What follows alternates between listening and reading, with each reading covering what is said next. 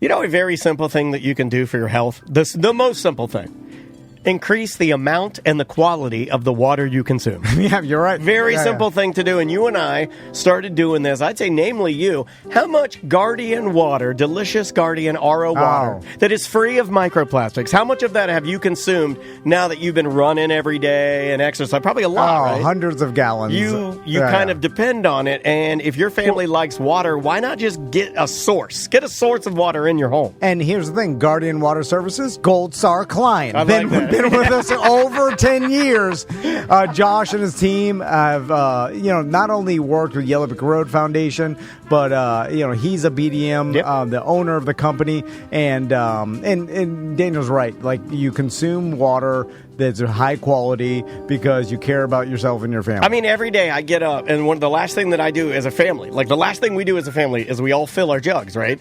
And I know that sounds a little sexual and weird, but we do. Like every morning I'm filling Tommy and Max's water bottle with the RO system that I have. And I know it's purified water. I got RO running through my refrigerator, so I got RO ice and our RO water that I put in my son's drinking bottles every day. It's just like, it is just better, and it's going to save you a lot of money. Like I said earlier, no microplastics. If you're cooking, it's just like your sauces and the flavors of your food will taste better. And then if you want to upgrade to a full conditioning system, they use Westinghouse products, and Westinghouse has been in business for many, many, many years. So is Guardian too. Save your pipes, save your appliances, condition that water before it even gets into your house. It can save you lots of money. It's GuardianWaterServices.com. Welcome to A Corporate Time with Tom and Dan. I'm Tom. I am Dan. We are live on Twitch and YouTube. Come hang out and just search for @Tom and Dan Live. Replays of every single show we record Monday through Friday, and we would love for you to come hang out in the chat room. From the Orlando Talk Show with Ross McCoy. Ross McCoy's here. Hey, what's up, guys? That's the best one you've ever done. Right, that's really good. Better at that. One really day I'll get better. You got applause from Crespo. You got applause from him. And also Chris Crespo from Cinema Crespediso. Hey, how's it going? Let's kick his theme song. And Dan, you hit Crespo with that. He watches all the movies, so you don't have to go. It's Movies with our friend Chris Crespo. All right. That was pretty good. I always love the ending. Did you fade it out? I feel like it should have gone longer. Didn't it go longer before? No, it always... It's a quick one. It always ends with Elvis dying on the toilet. How I hope to go one day, you know? All right, Chris. Classy. What we're moving towards the end of the year. I don't know if are we still in the same movie schedule as far as like they put out a bunch of movies at the end of the year that could make the Oscars? Yeah, roughly. Absolutely. That usually starts around October. Okay. Like first weekend of October is considered maybe the kickoff. Like the earliest you can generally put out a movie and still get like Oscar contention. Like right around the Mo Comedy Jam, October 2nd, something like that. Exact timing of that. Perfect. That's really good. Like Argo came out first week of October, I remember, and that ended up winning Best Picture that year. Well, that was like 10 years ago. You know, I hate that movie, Argo. Do you? Cornstarch. That's all I think about. I hear Argo. I'm like, cornstarch. Oh, yeah, it's annoying when that happens. I'm so weird that a lot of words and things that are just... They're already associated with something else. Will ruin things for me. Yeah. Oh, by the way, I would like to... I have to say this right up front. Cabin Boy, our good friend Matt, what's up, Matt? He messaged me yesterday and said that he, too... turned off the movie Friendship. Wow. And it made me feel better. He's like, I can't get through this. And I almost watched it this weekend. I wanted to jump through the phone. And he judged Gabe Toberfest. Yeah, I know. Thank you, Stop mentioning it. He's got a family. He emceed it, That's actually. a child now. But yeah, he told me he didn't like it either. So I just want to make sure. It made me feel a little more validated. I wanted to watch it, too, knowing I was coming in, and it just come out on HBO on Friday. So I'm for sure going to give it... I mean, I love... I think you should leave. Tim Robinson's hysterical. He's fantastic. So I'm very curious about this movie, which does have pretty good overall reviews. I was in the minority of disliking that which is fair. So I'm definitely interested in how I would. I mean, this guy, his comedy is pretty unique. That's all Tim Robinson. Yes. God, I love him and everything else. And like literally everything. And I'm wondering, Detroiters, I think you should leave. Is it a time limit thing? Good and there has else. been nothing I've ever turned off. Nothing except for that I walked out of this movie. So I paid for a ticket. I think you should leave. Those episodes are like 15 minutes long, and they have like 4 skits in them. So everything is small doses. Now you're doing a 90-minute. I'm assuming it's 90 minutes. Could be longer. You're doing 90 minutes of like one skit.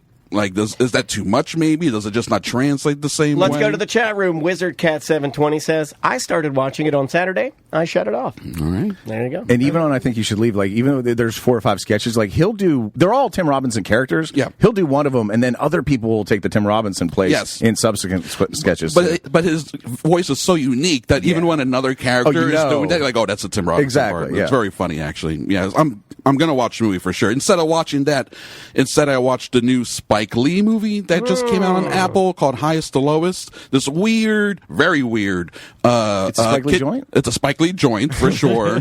Does he still say that? 100%. As a matter of fact, branding, dude. He did a remake of the movie Old Boy, and the producers took away the movie from him in the edit. They wouldn't let him do all the things he wanted, so he wouldn't let them call it a Spike Lee joint. That's the only movie that says a Spike Lee film. I was like, that's not my movie. Oh, wow. Yeah, that's what his a way. fun little fact. That's his way of disowning That's it. super cool. You're good at this movie thing. This is no joint. No, it's not. It's just a film. It feels like it should be the other way.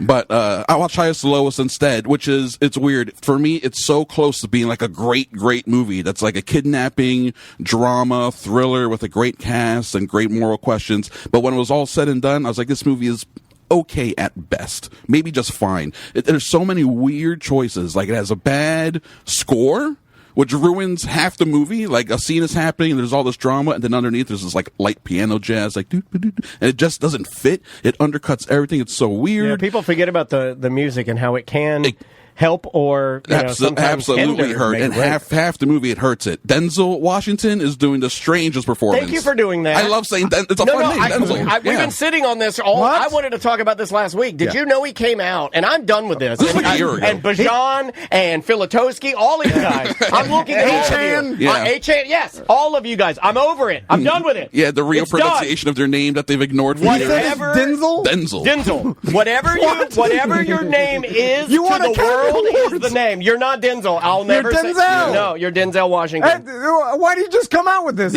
Like a year ago, he said that. No. And when I look at, you know what he looks like? When I look at him, you know what he looks like? An angry stalk of celery. For some reason, when I look at Denzel, every face he makes, he looks like an angry stalk of celery. I'm very angry with him. I do. Now it looks like an old stalk of celery. Man, 70, and you can see it in his face and everything. Especially because he's losing weight, so now the skin is starting to. That explains the rumors he's going to be in the VeggieTales reboot. Denzel, yeah, he's. It's his project. He's producing. I've been wanting to yell that. It's his joint. I have been wanting to yell about that since last week. About the Denzel thing. I was like reading the article. I'm like, Denzel, it's been 40 years. Yeah, there's a new one all the time. Kirsten Dunst has come out recently. Guys, it's actually Kirsten. No one says it right. Everyone says Kirsten, but it's Kirsten Dunst. No, you're Kirsten Dunst. Yeah. Sorry. That's the thing. A lot of people are just like, who cares? Did the check it clear? I'm fine. Call me whatever you want. Uh-huh. Yeah. Is it Demi or Demi? Oh, is it Basinger? So, Chris, we said it 4 different ways. Let's talk Tom about. is so done with this. You don't like funny names. Fun with names is not anything that he wants. You toot the Benjamin outside, then names become fun. Let's talk about some sequels and remakes that I saw coming out this year. Sure. Highest to Lowest itself is a remake, real quick. It's a Akira Kurosawa film, so it leads right into what you want to talk about. So I saw a sequel that I didn't even know was even in the works, and it was the next Avatar film. Oh, yeah. And it's called Fire and Ash, which at this point is like, okay, you did the water, now you do the fire. Yeah. So it's like you took too long. This has been news for like 2 decades. How did you not know this was on the horizon? I just saw it. I was like, Fire and Ash. Yeah, the trailer just came out a couple weeks ago. Oh my God! The other movie was 30 years ago. Dirty Jim still had hair. I went to see it with Dirty Jim. No, the water one was like just 2 years ago, right? Yeah. Oh no, I'm still going back to the original one. 2009. What's that guy's name? Giovanni Ribisi. Ribisi, that guy. He actually pronounces it Giovanni. So at this point, it does just seem like it's a money grab, and there's no art involved in any of this. Well, no, I got to disagree with that. We made a water and now make a fire, and next thing you know, make a land. That's the most boring one. Sand land. This is no one is asking for this except for James Cameron, and the only reason the studios are asking is because they're making money. But it's his baby, it's his project. I want him to lock himself in a submersible and sink himself to the bottom of the ocean. He did. Never to return. Oh well, he did the first part. He went to the bottom of the Marianas Trench, but then he came back up. Get out of here. They are his babies. movies, if you ask him, it fully is art. Now, the fact that they happen to be 2 of the 4 highest grossing films of all time is just like icing on the cake for him. He's just proving that, oh yeah, I'm the greatest filmmaker or whatever, because he is very egotistical. It's not because it was good. It was just like the first thing in that new 3D, so like everybody on the planet went to see it. It made $1 billion. That explains and then the first everybody movie. Forgot about it a month later. Like, what was that movie about? It was Fern Gully. That's it. No, I disagree, because that explains the first movie, but then the sequel comes out 15 years later, and everyone's like, Avatar has no cultural cachet. It's not going to do nothing. And then it makes almost $3 billion, and it's like, it's its own IP. It's not based on something else. The whole theme park thing. Yeah. We all want to pretend that like Avatar doesn't matter and it's not sticking around and we all forget it. But then watch, this movie's going to come out. It's going to make minimum $2 billion, probably close to $3 billion. What happened to the good movies? They're still out there. People ignore them. People don't go see the good movies. Okay, give me something good. Well, I mean, Black Bag is out right now on streaming. That totally bombed at the box office. Very cool spy thriller with Michael Fassbender, Kate Blanchett. It's a Steven Soderbergh film. Very sexy, very hip. Made 15, 20 million at the box office. Total bomb. It's streaming now on maybe Amazon or something. That's a good movie. People ignore the good movies and then they go see the big flashy things. The Conjuring Last Rites. What's that? The 9th in the Conjuring series, if you include all the Annabelles and the nuns. That just made $83 million this weekend. It's the 3rd highest opening weekend for a horror film ever. Wow. Doesn't mean it's a good movie, right? But people like the Conjuring movies, and they show maybe good marketing. They really showed up for this one, you know. Good movie. Who needs a good movie? I just want to be entertained, I guess, you know. Okay. Send me to Pandora and then stick me in a volcano. You finally saw Sinners, right? I did see Sinners. Oh, that's a sexy movie. Yeah, Tom finally saw it. As I was watching it. Did you watch it with your kids? No, I didn't. First, I didn't even realize. They both want to be racist vampires for Halloween. Yeah, Tommy and Mac, right? Speaking of racist, I'm going to be a racist vampire for Halloween. Fun. Speaking of racist, I didn't realize the main character was the same guy. I thought it was 2 different people. Wow. Hey, well. That somehow makes me racist. All vampires look the same, man. And then there's the ghost the of dance off. You told me in the car you had a huge problem with the dance off. I'm like, people thought this was good. Well, so you're not like you're in the camp of not liking Sinners. Is that what I'm hearing? Yeah, here? he was giving me an earful, and because like I kind of go through him. Right? Sure. I'm like, should I fire that? All the movies, should I fire that up? And he goes, there's a vampire dance off. And I go, I'll never find it. I'll never watch that movie. I would have actually bet that you would have liked the vampire dance off. Really? Yeah, it's an Irish jig dance off that he does, but before that there's another sequence that talks about what about the history of music scene? Did that just throw you for like, what the heck is this? Or did you were you into it at all? He was just staring at the ceiling all gummied out. Maybe that's possible. Were you gummied out? Is it the dancing? Maybe he should have been gummied out. Remember Knight's Tale where they do Weeble Rock? The anachronistic music? Is it like that? Keith Ledger in full armor and Nikes. Okay. There's one scene. Let me explain. It's hard to explain. Let me explain what they didn't do. Okay. What would have made the movie a lot better. Mm-hmm. So the other vampire movie that I liked a lot was with George Clooney back in the day. What the hell is it? Dusk Till Dawn. Dusk Till Dawn. That's a fun movie. That's a horny vampire movie. Yeah, it is. Yeah, this guy loves his vampires with big Latin. Hell yeah. Almighty Devil High. Great movie. But also, who wouldn't want to be trapped inside that place? Danny Trejo. Oh my God, kill me good. And then, but also, it's the classic. All right, they're the vampires versus the humans. The humans have to get a bunch of weapons and then fight the vampires. And some of those humans you're gonna care about them, and they're gonna become vampires fighting for the other team. That's part of the battle. And then part of that cliche of the movie is you get the weapons ready, you come up with a plan. Montage scene. There's a element of Home Alone in there where there's some booby traps, and then you keep regressing back to other rooms, and as you're fighting the vampires, and then there's like the whole thing is get ready for the fight. Here they come. The fight happens, and then it's like, and then there's a standoff. And and then so like I was getting ready for that, right? And then that never really happened. It happened. The fighting happened way too quickly. It wasn't like they prepared, and then the fighting happened slowly, and it was like then then there's the dance off. Weren't they like bros afterwards or something? They're like, well, we danced it out. We're good. No. And then you're like, it just, and then it's like, is it like, is there the music, like like now the vampires are doing the Irish jig, like outside, and like it's like the Irish, and there's a racism fact there, and then you're like, am I racist? You're like, I feel bad. Yeah. Anyway, I just thought it was a little bit corny. So it made you. I didn't think it was the epic the film masterpiece that people painted it to be. Okay, yeah, I do have a problem sometimes too when there is it's like set in a different time. Mm-hmm. I even had a problem with Young Guns. Like, oh sure, yeah, Young Guns and Bon Jovi. Don't give me Bon Jovi. I don't like that. I don't really like that either. I've always hated it. Like if you're giving me a vampire movie, if there's an 808 anywhere in it, I'm out. They don't do that except for one sequence where it's just like thematically talking about music and the history of music. That it's a very weird, interesting, I think, really well done sequence. Maybe oh my Tom God, disagrees. the white people were the vampires stealing all the music and sucking the music out of the world. That's part of it. The movie's covering a few themes. Okay.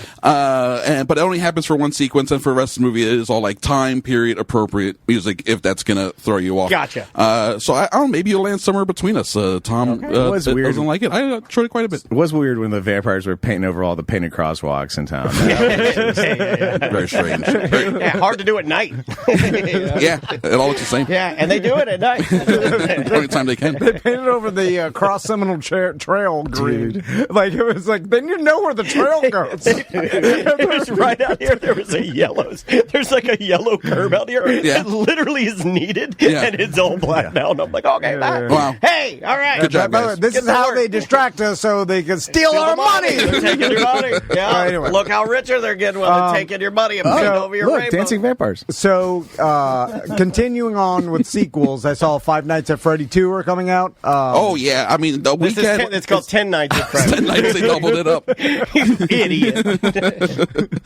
That movie also had an $80 million opening weekend, which was driven by like the 18 to 34 audience, like the under 25s, throwing the whole narrative that kids don't go to the theaters anymore. Like they're the ones who made that movie a huge hit. The weekend after, they announced the sequel was coming out because, why not? We're going to turn away all that money. They got the Halloween Horror Nights house over here that people are really enjoying. Do you think that in any way, shape, or form, serious question, that Aaron Fechter, who was the creator of Showbiz Pizza and the animatronics, is it in any way being like, is he consulting at all? Because isn't this basically it's like a Chuck E. Cheese, like a haunted Chuck E. Cheese, right? A Showtime Pizza in New Jersey. I went to one called Razzmatazz as a kid, but it was just big animatronic animals. Yeah. Like it was the same style of entertainment. It all comes back to this one guy.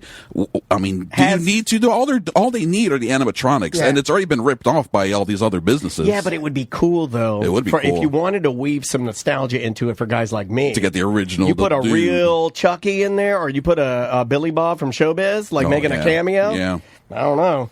You might get me out there. I'm just throwing it out there. But then you're paying an extra $1 million for the copyright to have Charles Entertainment Cheese in your movie. Can't be that much. Chuck E. Cheese has got to go for very little money. They're still, the kids are still going to them, man. They're still open. They pivoted, and now it's mostly just pizza and video games. Yeah, none of the kids are like, I want to go watch the big dumb mouse robots sing. They just want to play the flaming finger or whatever. Yeah. Well, it gets the butts in the doors, I guess. Have you guys been to a Chuck E. Cheese recently? It's real bad.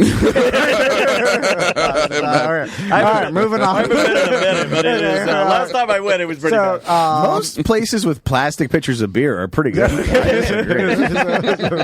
I see you met my attorney. Let's talk about a remake that I saw that's coming out that I was super excited about, and then I watched the trailer and I was like, oh no, they ruined it. Then I saw an actor in it and I got excited again. Oh, we're woke. So I heard you.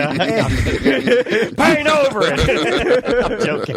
And in the 90s, and when I was a kid, my neighbor got a laser disc player. and we watched Running Man on it. Oh, hell yeah, buddy! And with my Arnold, dad's favorite movie. That movie's rad. Yeah, and I don't know why. Like, it's one of those films that I just like. I'm sure if I went back and watched it now, I'd realize how like cheesy it is, or like but some of it's gonna be like outdated for sure, but I think the movie still holds up. It's a great story, dude. More than ever, like rampant poverty, people trying to do anything to get by. Yeah, a lot of betting just to soften the pain of being alive. Oh, good point. I kind of hate that Squid Game sort of like snuck in and is trying to take. I kind of hate that Squid Game snuck in and is trying to teach my daughter about dystopian game shows for freedom. You know what I mean? She should get that from the Running Man. I don't want her using, pardon, but I feel like it should be an American IP. If I'm just going to be a traditionalist, I feel like the dystopian game show for freedom should be American. That should be an American thing. I mean, it may not be, though. I'd have to do my research to see if it is an American trope. If anyone beats us to that, it has to be the Japanese, because they are ahead of us in terms of game shows. Yeah, and their game shows are, and they. Yeah, but you might. I think you're probably right. They're not afraid to put human life on the line. But I just Running Man. My dad died. We love that movie, and who was the guy with the mohawk in the fatter guy? Oh, the Electro, the one with the one who sang opera, like the Christmas tree the guy that sang opera. Yeah, that guy was awesome. He's awesome. They're awesome. The guy with the chainsaw, Jesse Ventura as Captain Freedom, the Captain Freedom's workout, and he had a whole like workout routine thing with the leotard and stuff. He was. I'm gonna watch this afternoon. Maybe it's a fun movie, man. It's enjoyable. The Japanese game shows. There's a lot of guessing which one your mom is. Which, by the way, it's too late after you figure it out.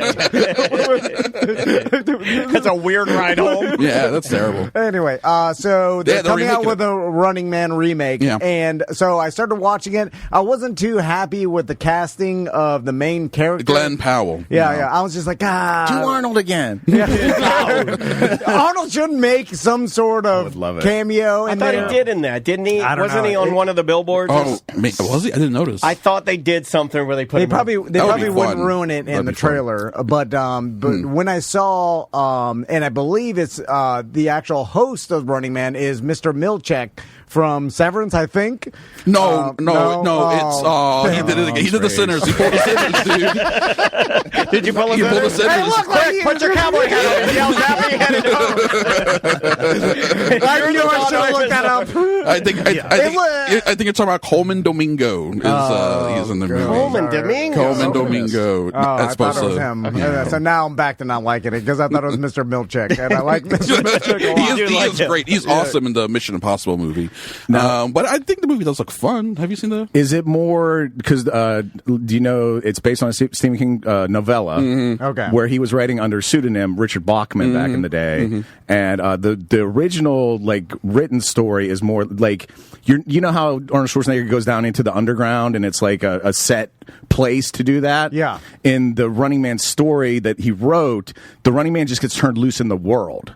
He just gets like turned out the studio door, and he has to he has like 30 days to evade this team that like tracks him down in the real world, and he has to videotape himself. He has to be like, "Hey, it's me," videotape, and then he has to put it in the mail. That's like how he establishes proof of life. Is it more like that? I think it is. In the trailer, it shows them in a mall, and like people are trying to get them, and then so it doesn't. It's not the dystopian like each level is some like sort of a game show where it's all a set piece. It's happening in life. Yeah. And he's filming himself, so he's like looking right at the camera and like reporting back as to what's happening. It is fully much more. Yeah, that's a really cool story. You know, it is missing a big fat guy in a dune buggy. Don't count it out, maybe. That's what I'm saying. Might get one with a spiked shoulder pad. I'm glad you came back to my side. Or a fat wrestler on a motorcycle with a chainsaw. Give me something. But the whole hockey sequence, like, what is this? To go with what Ross is saying, though, the idea of you versus the world, that's a nice. That you're stuck out there. I like that. That is the original. He has to find like allies. He has to find the people because the whole world's against him. So he has to find the few people who are against that establishment. Basically, it's really the idea of the game itself. And they're definitely the Mist style going to change the ending because there's no way like post 9/11. It is a crazy ending. Yeah, you can't do that ending. 9/11 kind of gives away what happens. It's an Edgar Wright movie too, which is cool. I enjoy Edgar Wright. He broke out with Shaun of the Dead. He made Hot Fuzz. He's a very good English director who makes fun movies. He's really good on a podcast too. You guys should have him. He actually is very good on podcasting. Just reach out to those people. I got a line on somebody super famous podcasting. that I was working on all weekend, but I don't even want to say it. But let's just say the clue is basketball, gimme the golf ball because I'm gonna dunk it. John Tesh? Get out of here. It is, yeah. I was working all weekend. Get out of here. That's awesome. And I'm this close to pull it off, John Tesh. Get him. Yeah. Get him. Yeah, See, yeah. The world is. Shout out to our buddy yours, Logan. buddy. Our buddy Logan has set that up. I could be wrong, but same book where the Running Man was published also had The Long Walk in it, which is also coming out, right? Yes, coming out this weekend. Okay, a lot of Stephen King another stuff has Stephen been King happening novella. this year. The trailer for Long Walk hurt me a little bit It's such a good because story. I read the book. Yeah, it's good. But because I know the story, I was like, oh, I'll watch this and see how it goes. But I Yeah. think because I have kids thinking like of something like this, I don't know. Like, and being a sensitive person, when I watched it, it's tough. It's a tough watch. It's good. And Stephen King said recently part of his condition for letting this movie be made was that he told the filmmakers, you have to show teenagers dying. That's the point of the story. You can't chicken out. You can't make it a PG-13. They didn't. Don't pull the camera away. And sure enough, this is an R-rated movie. It is.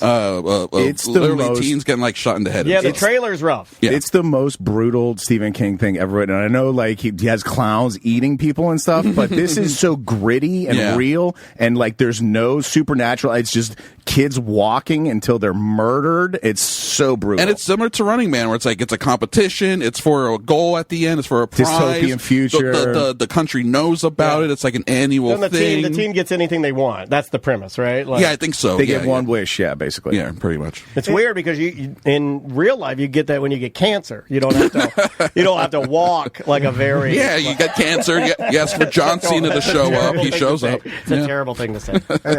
I'm so soft now that I see like teens. I associate them with kids, and then I'm like, I can't watch kids be tortured or I feel whatever. that, yeah. But then again, I remember like my grandfather was 17 when he fought in World War II, and like teens fighting in wars was a huge thing not that long ago. I mean, still is, depending on where you are in the world. No, yeah. So it's like I don't know why, just because how soft I am. And well, that's also why people would hesitate to spend 30, 40, 50 million to make a movie featuring teenagers getting killed, one by one. Here's a group of 100. We're going to kill 99 of them. Enjoy the next 2 hours. A lot of people are like, I have kids. I don't want to see that. So it's a miracle that movie got made. If they make the rest of the stories in this book, you got Long Walk, you got Running Man, you got this one called Road Work, where this dude's house gets eminent domain and he starts blowing up trucks and stuff. And I don't think they'll make a movie of it because it's kind of boring. But the fourth story in that collection is one where a kid takes over a classroom and starts murdering. So that's they're not doing that hard one. note. Yeah.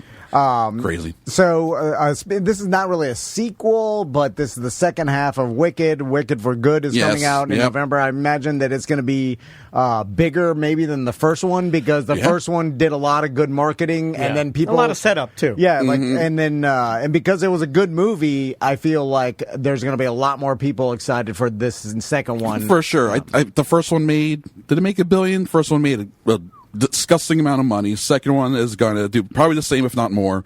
They're going to keep making them. This is going to finish whatever this story is. But there's the guy who wrote that wrote other books apparently, and they're just going to keep making Wicked movies until the well runs dry. Other stories within the Wicked universe. Yes, involving these characters, like all pre-Wizard of Oz, I suppose. Oh, wow. And I think that's part of the reason why the first movie is called Wicked Part 1. And then the second one was supposed to be called Part 2, and they dropped that and changed it to Wicked for Good. I think that's so they can then just slap on different subtitles Wicked, and not be there's like... going to be more. Exactly. Yeah. That's one. They should have just called it that. Wicked, more.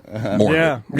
But yeah, it's going to make a ton. I'm going to go see it because my girlfriend Marissa loves it. She took me to the first I one. enjoyed it. I didn't hate it. I was like, I'm not a big musical fan. I was like, it's pretty cool. I like the set designs. Jeff Goldblum's fun. So we'll see what's up with the second one. And it's supposed to get pretty dark too. So after your recent medical procedure, weren't you diagnosed with wicked colon? Yeah, I did. It's all green in there. All green. I saw a horror movie that's coming out called Keeper. Have you seen that one? No, I don't think so. There's when I was watching the trailer, it's this the cabin in the woods, the two couples together. One she doesn't know that it's framing it like the actual her boyfriend or husband is this crazy person that but she thinks she knows him, and she's like, it's weird because I'm watching this and she's like talking to herself. She's like, do I even know this guy?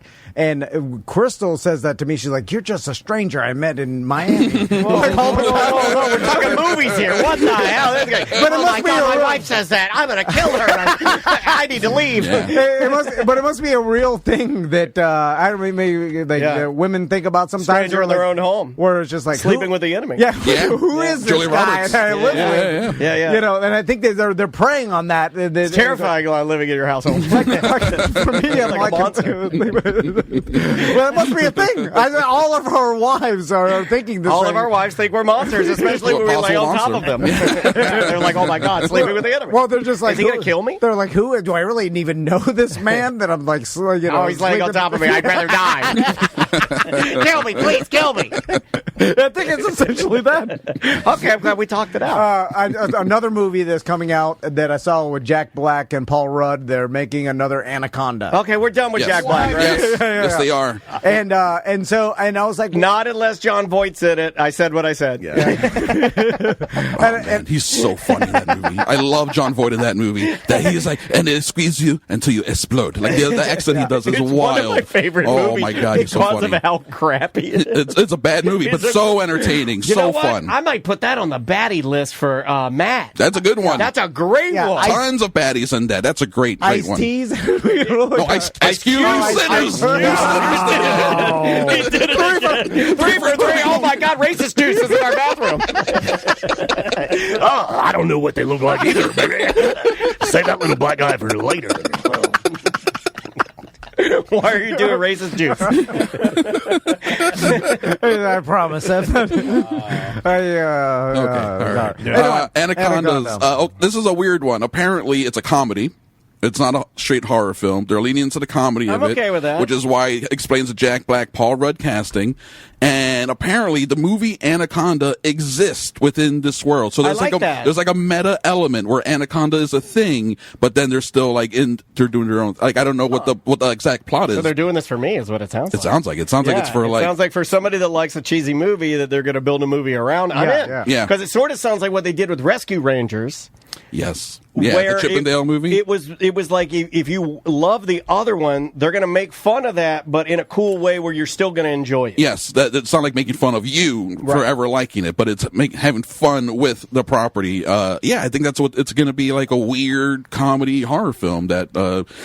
Honestly, like, what else are you going to do with the Anaconda movies? Another big snake? How many? They made like 3 or 4 of these things. Like, do something different. But if you make fun of how cheesy it all is to begin with, sure, and while you're actually doing the cheesy movie itself, like that could work. It could absolutely work. You were one of the first people that I ever knew that, like, you were like, oh, dude, I saw this movie and it was like deliberately really bad and it was so great. Hobo with a shotgun, right? But you were like, Crystal and I had the best time because we went in. It's like a fun movie, and that was at a time when not everybody was doing it, and it was kind of like they were leaning in for nostalgia, but in a time when everybody, again, wasn't doing it. Yeah, that was around the time when, like... The Room. Yes. The Room. It was like around the time when grindhouse films were, like, becoming popularized. You know, Tarantino and Robert Rodriguez were trying to popularize the grindhouse aesthetic, and other people were running with it. Movies like Turbo Kid and Hobo with a Shotgun were just like, let's do throwback 80s, low-budget, grimy, gritty, weird movies with, like, synth scores and stuff. I think Hobo with Shotgun is probably like the best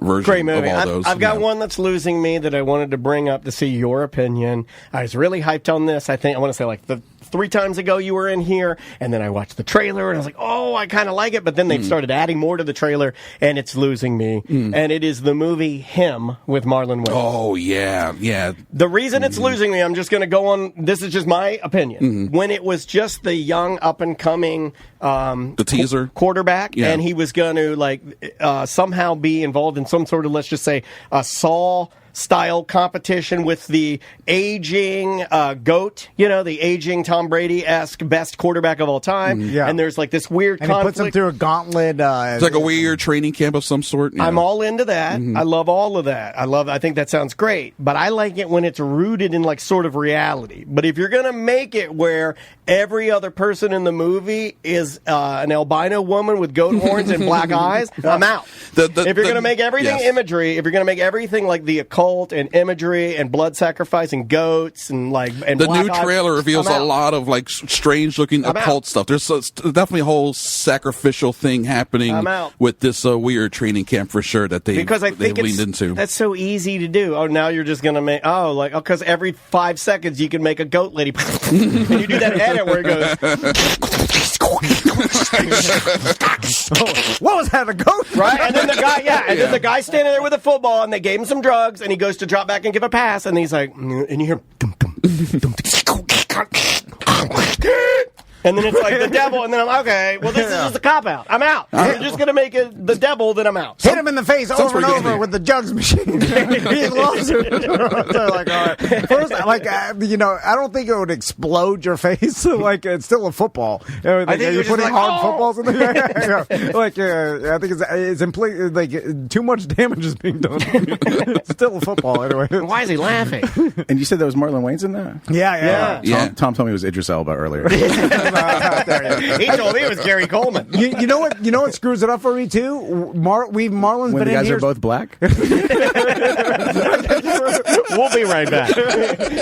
Hold on. Give me that. Is that he's been in here so much that it's hard for me to like appreciate the character because you've talked to him like a normal human being on that great couch there and sat with him for like an hour eating food. It's like it's not like he's our friend or anything, but it is. He's very nice to us. We've been here so many times. I've talked to him so many times that it's hard for me to detach knowing him and then having him play this character. But you can say this. You can say he reaches out to us privately to come on the show. That's true. That's cool. He's not our friend, but you have a rapport with him. Well, we've talked to him, let's say, combined 12 times? 6-7 hours straight, and we've had a lot of conversation with him. So then I bet that's hard for actors, friends, and family to ever see a movie they're in. Because it's a bit like being typecast, and it's like seeing Jim from The Office and Krasinski or whatever in other movies. I'm like, it's Jim. Yeah. You're typecasting that person because you know him, you know who he really is, and then you can't, you can't totally buy into it because you're constantly reminded that the person I'm looking at, I saw at last Thanksgiving. We smoked a joint together outside. He's my buddy, and I have to believe he's this amazing quarterback who leads a psycho with a underground cult sacrificial. I don't like that. I like yours better than mine. I don't like the cutscenes. I don't like any of that. And when did that become the thing that delineates Satan within TV and movie world? Why is it the jump cut to the goat? And she's also a succubus sexy goat woman. It's always like an attractive goat woman where you have to kind of decide, I'm going to lay with her or not. Yeah, the ultimate temptation. Well, this is America. If you ask if I have sex with someone, then I'm going to hell. Man, if I'm in any of these scenarios and there's some sexy goat woman with black eyes, I'm sleeping with them every time. 100% of the time. That's called the Conan the Barbarian. Horn me. I don't know why I said that. Okay, that's all right. You're on safe space. No judging. You're all right. Cool. Any other movies that you've seen or is coming out that you're excited about? It's funny. I was playing your Jaws, the Jaws pinball machine. Yeah. Totally rad. Last weekend they released the 50th anniversary re-release of Jaws. Yeah. They did a 4K restoration and they released in like IMAX and all sorts of different formats. So I went and saw crazy. it in Tom thought 3D. that was Free Willy. Mix them up. They're all the same. Fish. I went and saw Jaws in 3D on a big screen, and it was amazing. It's really cool to go to a theater and see an old movie that maybe you've never even seen it in a theater, or you haven't watched it from start to finish in a long time. Like, you think you know the movie, but then when you sit down and it's like a new format with 3D, you notice all sorts of new stuff. Even just shots that you never paid attention to. It's like, wow, why does this work so well? Oh, the way the shark comes at the screen really works in 3D. It was a super cool experience. A decent crowd. Even like a family showed up with their kids, so obviously they probably hadn't seen it before at all. So it was like people were seeing it for the first time, which is very cool. I was pretty scared of that movie. It made me scared of sharks when I was like 5 or 6 or whatever. I was pretty scared of that movie. Yeah, it worked. Could they remake Jaws? They could. They can remake anything. Yeah, but successfully. Will it be good? I don't know. When it comes to good killer shark movies, I think we're still at only just the one, despite all the sequels, all the other killer shark movies. Jaws is still the one really good one. Yeah. Deep Blue Sea. I'll put Deep Blue Sea. Deep Blue Sea is fun. Is that where they're stranded? Even if Deep Blue Sea is number 2, there's still a big gap between Jaws. There's a deep ocean research station. They've made some genetically enhanced sharks, and the sharks start systematically sinking it into the ocean to escape. And they start killing. Great film. They start killing. This one with Samuel L. Jackson. Yeah, and he dies at the beginning. What? Spoiler alert! Oh my God! I'm surprised you knew who he was. I would have played too. But you're right. There really hasn't been. I mean, Deep Blue Sea is it's fun, but it's campy. Yeah. It's the same as like Anaconda or Lake Placid. It's like I don't think it's necessarily a well-made movie. I really enjoy watching it. Okay, what about this? I'll pitch this because it's in right now. The only way you could redo it is you got to go in an opposite direction of what it is now. And what makes that movie so scary? You don't really see the shark, right? Yeah. So that's what makes it terrifying. Yeah. So in this one, if you took, and I blank on this guy's name, let's go the Terrifier route. Okay. Let's go practical effects, and let's make it the most absolutely over-the-top gory. Yeah. I'm talking full bodies cut in half. I'm talking spray crazy. Blood everywhere. I'm talking. And Jaws, the original Jaws does have some of that, despite it being a PG film. Sure. There's some good blood geysers in that, especially considering it's 1975. But yes, lean into that and just go like super hard on the gore. But then you go practical effects that. It still is difficult to find a giant animatronic that's going to work in water. It's easier and cheaper probably to go CG, and then it's not going to look as good. What if you found an actor that was willing to sacrifice his life we're talking. for the film, and it's real? We do it real shark. Love it, snuff film. To this day, I still kind of believe if you shot a scuba tank, it explodes. Like a case of dynamite. Wait, you saying it won't? Wait a second. Hold on. Am I being lied to? It explodes with the force of, a missile explosion.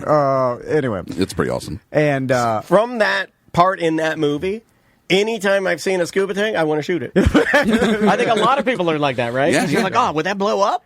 Yeah. Also, it's funny because Crystal tells me like she with her cousins like watched Jaws when she was like 6 years old or something. Like, dude, your wife watched the because she had older cousins, and that's why you just get traumatized by all these movies. I don't know, like 6 years. I don't know, whenever it came out as you young, like way too young, and they're watching it on a boat. In the Bahamas. Oh, even better. The only thing worse than that, watching it on a shark. Yeah. From inside a shark. And just riding that, like the tube, the banana, the ride on, that. I feel like that ruined the banana tube industry. I think it did. Because I got a hot hot lead on a banana tube? No, they stopped making it. They went round after that. Like they went round in the 80s and 90s. Yeah, so you get your arms and legs on it. There's a shark attack. Yeah, no more dangling in the water. And don't make it look like food. Yeah, big delicious banana. Yeah, maybe. Yeah, topped with people. Come on, stop that.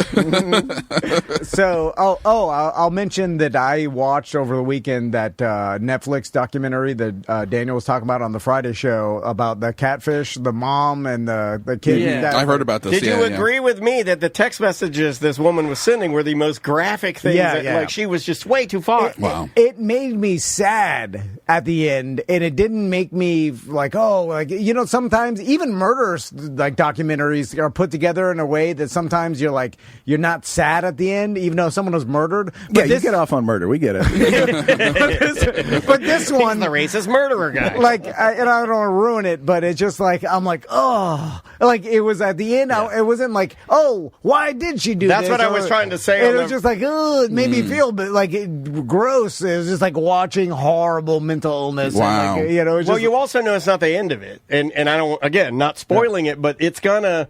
There will be a reconnection there, and there's nothing anybody can do about it, and it's just going to happen. And it's to go with what Tom's saying. There hasn't been a sad one like that in a minute. Wow. Yeah. obviously hit pretty hard though, because like I know a lot of people have watched it, a lot of people have talked about it, so it must be striking some sort of nerve with everyone. Let me ask you what I asked. By calling it catfish, it kind of does it a disservice because it's not really a catfish. Because usually it has like romantic overtones, kind of, and this is deeper. And catfishing is not totally anonymous. Catfishing is you are pretending to be someone you're not, and this is not that. Really, and so that's kind of weird too. I expected it when it said catfish. I'm like, oh, because you're like, oh, Monty Teo thinks that he's talking to some young chick and he's in love with her, but it's it's an old lady or whatever, it's a dude. It's like that. That's the comical there's part. There's a level of innocence. Sometimes there's a level of innocence there. I mean, sometimes there is. Sure. Like when a person is a confused. You're like, you think you're talking to someone else? This is, the other troll, and then, but this is not that, and you're like, you're like, oh, okay. I don't want to look at it. Yeah, this one. It is like that. Let me ask you this question, because I asked Ross and Tom on the Friday Free Show about this.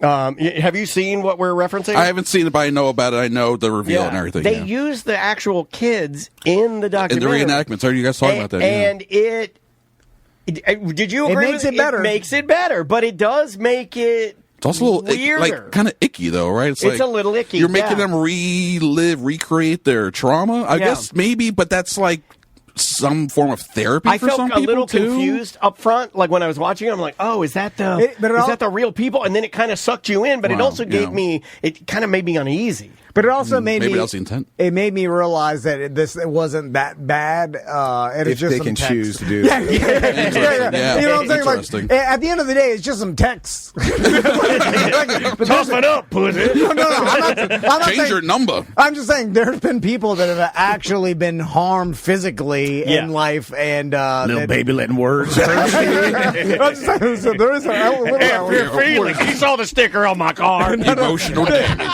And the fact that they're all involved in it is like, oh, okay, it's just some text. Like, even though there's jail, but it's like, and think about how famous you'll be after this goes on Netflix. Yeah. You start a TikTok, you're off to the races. Yeah, and even your weird, super crazy mom will be famous. This is all good stuff. This is we're glad we did this. Great job, everybody. Is the world better? World better? All right. We nailed it. Cinema Crespediso is Chris Crespo's podcast. Check that out. Who's the Baddie is another Chris Crespo. Oh, God. You got it. A lot of she's in there. Chris Crespo. There's Chris Crespo there. Crespo. Don Imus? Are you here? Hey, it's me, John Imus. Have you checked out the Crespo show? You got the nappy-headed hose. I wanted the yellow. It's a nappy-headed Crespo. All I could think about it was hose. Nappy-headed Crespo. Crespo these hoes. And Who's the Baddie? Who's the Baddie? Who's the Baddie every Wednesday. And Crespediso, you can find it on Patreon. Patreon.com/Crespediso. Tots with Ross. It's been a tough morning for him. The jammer wants to know why you're going. Are you fading away? He's had a stroke in the part of his brain that remembers podcast names. I drank yesterday during the football game. Everybody did. Everybody did. You're fine. Yeah, but I started early because I saw the Dolphins. Stupid Dolphins! God, you stink! That was really bad. You stink! What about Indianapolis? They scored on every single drive. Wow. You stink. And then I bet the Steelers under old man Rogers 4 touchdowns. You look good. You look good. Denver, everything went wrong. Anyway, the Bills, 80 points. What the hell? They came back. I turned off the game. I was like, yes. Yeah, it's like 4 minutes. Won that we're one. Back in there. Wow. I bet Baltimore money line. Oh, you did? Yeah. And then I was like, oh, easy. I already counted. No, your lock of the week worked. God. The lock of the week worked where you teased down Denver. Yeah, but that was a long time ago. Yeah. I need that now. The drugs aren't working anymore. It's got the next one has to come fast. I'd put $5 on you being able to say Chris's podcast name. So I know how you feel. Yeah, that's fair. He had a lot of practice. All right, Cinema Crespediso. Go check it out. Like, subscribe. Mo Comedy Jam coming up October 2nd. Just call MoComedyJam.com for tickets. All for a great cause. And so definitely get your tickets because it's all for Yellow Brick Road Foundation. All right, we will see you in a little bit. You know who's good at guessing too? My son Tommy Van, the third. He can guess his way out of tests and things. My God! Somehow he squeaked out a 3 on that fast test. Yeah. Can we talk about that? He didn't know nothing. I've looked at him and he's like, I don't know what. And I'm like, oh God, you're gonna fail. And then he gets a 3, and they're like, how'd you get a 3? And he's like, Don't question it. Just let him go. He's got the numbers. He's riding the lightning. He's a gambler like his daddy. Like a few days before, he took a regular test and got a 53. Okay, yeah. How did he take this kid just got out of 5th grade. He took an 8th grade math fast test and got a 3 on it. Guessing. I'm telling you, I guess my whole life, and that's I've gotten to where I am today by guessing. And just guessing the answer, guessing. You were just guessing that, weren't you? Like everything I've guessed, I didn't know for sure. I would just make an educated guess, but it's not educated. Make a non-educated guess. Okay, so just make a Is it random? No, it's not random. It's not random because there are choices. So it's just based on the choices. It's based on what? Okay, it's based on Slumdog Millionaire, and I'll explain. I did this with that game show, or that game we guessed the song years. Oh, yeah, Hitster. That's really fun. I recommend it to everybody. So my brain works like the Slumdog brain. Okay. I've been calling you Slumdog brain for a very long time. Where it's like your brain is like a S-pit in Mumbai. You ask, I look at a question and then I don't know the answer at all, right? Because I didn't study. I have no. You don't know where you are. I have no idea. But then, based on the question, I go back and I'm like, what? And then it's all it's like you're falling through knowledge. The Slumdog. Falling through knowledge was a really good imagery. Yeah, well, I work it that way. Yeah. My shrink says there's there's numbers. Well, yeah, he's stars. got stuff in there. That's why I hate it. I tell him all the time. I'm like, you're smart. It's just, he's falling through all the stuff. It's just jumbled up. And he's grabbing it. But he'll get it. And then it's like what? And then it's like that game we play with this. What year did the song come out? Yeah, you just said that. We just God. No, you're falling back. Now you're running through the knowledge. Well, I'll give you an example. So when I hear the song, it's like, what year did this come out? I use my radio career. From the 2000 life experience, yeah, and then I'm like, where was I in my radio career when this song came out? Roundabout, and then I narrow it down from there, and then this is what normal people do. I have my thinking. It's called thinking. Yeah, the rest of us are doing that too. I'm like, okay, this was in middle school, and the girls were booty dancing. Okay, I was in middle school in these years. That's how. Why are me and Tommy so good at guessing then? I don't know. So a slightly more accurate version. You probably have a better connection with some of your memories in there, so instead of falling through, I think maybe you are better connected to them. You probably are more willing to just take a random guess than most people are too, right? I'm afraid to say the wrong thing. Never afraid to be wrong. Yeah. But you're never afraid to be wrong and are always wrong. Yeah. That's how you do it. That's how you win. You just say things. If you're never afraid to be wrong and you're constantly wrong, you're 100%. You are. Tell me. That's you're 100%. Yeah, and just move on, and no one ever cares. You know who's and not 100%? What? ChatGPT. Okay, why? Whatever. No, it's not. Yeah, it messes me up all the time. Doesn't it? Well, I use it daily. I tell him this all the time, but I get sick of arguing because he's like, it's absolute. I'm like, okay. So I've been using it lately because I never used it. I don't know. It's all the hype. So I'll type in a random thought into it. Hey, what do you think about this? You can do therapy stuff with it too. I don't want to do that. I do it in the car. It's pretty I'm not fun. doing anything emotional with this thing. But I asked it the other day a question about something. I don't know. And it gave me back the wrong dates. It didn't know what today was. It has problems with stuff that's current because it's only pulling off of a model that's a year dated. So all of the stuff that it's accessing for you when you ask it a question will have an end date like September 1st, 2023, 2024. Yeah, it can't do it for real time to the second. Now, you can ask it, you can say hey, that's wrong. Search that compared to now, and it'll clarify its answer. They're trying to fix stuff like that. Weird. Okay. Yeah, but it's just... Change your prompt a little bit. It's you can interesting because that, to me, seems like the most basic thing. Yeah. Where the way that it responds to me about...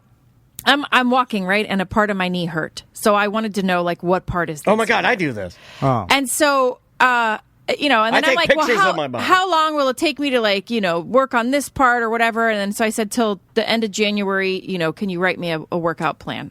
So it writes me a workout plan for 16 months. And I'm like, And I said, end of January is not 16 months from now. It's only about 20 weeks from now. And then it's like, okay, sorry, I made a mistake. You may have had You made a mistake? You may have had I'm your relying on you. You had your set to Venezuelan doctor. He just moved here, and he is a real doctor. It's fine. Yeah, but he doesn't have his license yet. What insurance did you get, ChatGPT? I'm just saying, if ChatGPT can't, give me the most basic, it doesn't know today's date and how far away the end of January is. It thought it was 16 months away. Then now I'm like, well, what the hell else are you telling me that I'm believing? That's just totally wrong, but you sound good saying Now, are you paying for it? No. Let's think about this, too. If you're not paying for it, maybe the model you're using is even lower than the one that's out now. Maybe. And that is there. But a lot of people are not paying for it, Correct. and a lot of people are relying on the information coming from it. But a lot of people are paying for it, and that's going to be the information culture divide, right? Because the people that pay are going to have the real information, and the people that don't, what do? Well, the information's all locked behind the paywall. Sorry. That's why this stuff gets people mad. But yeah, I didn't think about that. All I thought about was the fact that this information is inaccurate, and there's a lot of people relying on it. Like, I wonder it's just if going to make us dumber. I wonder if mine, because we have the business account here, if I did it, if it would do it correctly. If it did, that'd be a problem. You know what I mean? Let's talk about Corey Feldman because me and my wife, good pivot. Me and my wife have a, we need to find. Is this a hall pass? That's a hall pass, right? Oh my god! It's a doo-doo. That's a doo-doo. Why do you want to talk about Corey Feldman? Is he all right? He may not be. No, he may not be. Well, he's going to be on the new season of Dancing with the Stars. Oh, that's mean. So it is, but I'm in for it. I'm done because people. I 2 years ago I would have been with you, and even last year I would have said that's mean. We shouldn't. But you know what? I'm with everybody else. Though it's fine. Unless he's like turned around and he's doing great, and he's going to come out and show how well he's doing mentally and physically. I don't want to see that because I just feel like it's exploiting someone who's not well. Is Corey Feldman's autograph on our marriage certificate? Yeah, but we can never. I mean, it's probably been shredded or something. They photocopied it and put it into it should the be on system, file. right? Yeah, it's digital, babe. It's not like in a paper warehouse somewhere. No, anyway, but they photocopied. They didn't photocopy the back. Oh, the back is where it's on the back. This probably was at a time when they didn't do a back. They do the back now. They scan. You have to scan everything now. Anyway, so well, if you look it up on public record, the back is not on there. Damn it. So Corey Feldman's going to be in the new season of Dancing with the Stars, and Daniel told me today that he disappeared. Yeah, he's missing. No. Yeah, he hasn't showed up for any of his practices. His coach, who I guess the professional dancing side of his team, she won last year, and as of this morning, she's saying, yeah, I haven't seen him since the announcement on Good Morning America. He's been MIA since. You know, he just accepted it like, oh, I'll do it. That sounds fun in a manic, state. And then when it comes down to like showing up and doing the work, he's not. He's off doing drugs or something. So I don't think he does drugs. Well, then he's off having mental illness. I think his is from misdiagnosed mental illness and severe molestation. So I have a theory that Corey Feldman is a genius. Okay, right? So because sometimes you're crazy, you're so crazy, or just so smart, you're crazy. You see what I'm saying? I do think he's pretty smart. So the smartest thing, maybe if you look at marketing wise, and the most attention he could possibly get, right? So they asked him to be on Dancing with the Stars. Obviously, Corey Feldman, known for his ridiculous onstage performances of his band that everybody clowns him on, I guess he's a frozen in time performer. What I mean by that is he's been doing the same Michael Jackson pop lock and the same song since he was performing at Howard Stern's 36th birthday bash. And Howard is 72 years old now. So it's just a wild frozen in time guy that I'm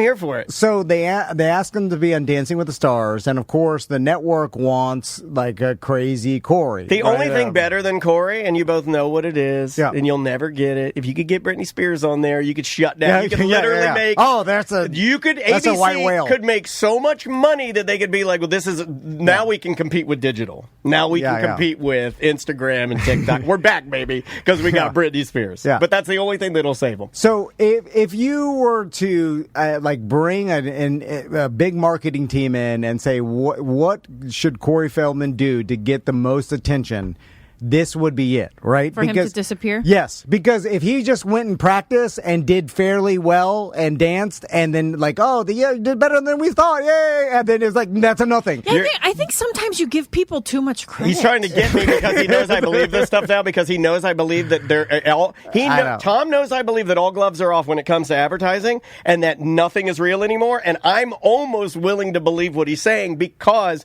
so many things are fake now. So many things are done for purely attention, and I hate it. It's gross. Everything's done for attention. There's a percentage of what you're saying that's probably right. And because I don't like that. Because now he's like, oh, he's gone, he's not practicing, and he's like, what if he never practiced? And I bet he's practicing, but they're saying he's not practicing, and then he's going to come out and do a little twirly-do. He's going to do good. He's definitely doing a twirly-do. And I'm going to be watching it. I predict him wearing a blue flowy, puffy shirt, tight black pants. See, now you need to play the Powerball. There's two things they could do. Like he's actually practicing somewhere else, and whatever he comes out, he does decent, better than people thought. Or it's a gigantic train wreck, and he does no practice, and it's the worst. Practice or not, it's going to be a train wreck. Yeah. We know it because he loves the entertain. I don't want to exploit him. It's going to be a hard watch. Teddy Duchamp. But he's been exploiting himself for years. I know. He knows. Even though they're cognitively... That's the thing we're not sure of, right? That's the thing that makes people mad, is you're about to say, he knows that we're laughing at, what he's doing, and I don't know if he knows. I don't know. It's like he's trapped inside his own... You think he's a genius. If he was a genius, wouldn't he just ride his childhood fame into more stardom? But I'm not saying train wreck stardom. I'm saying if he's actually just a secret genius, why didn't he just continue doing movies? Because you could be a genius and untalented. Familiar with this? You make me speak. Are you speaking from a point of reference? Wait, are you the genius? No. He's saying he's an untalented genius. I don't know. No. I think it might be the opposite. I like that all of this was for Tom to make his case to you, his wife, that he is an untalented genius. I'll be a talented dodo, too. I think he's a talented dodo. That's...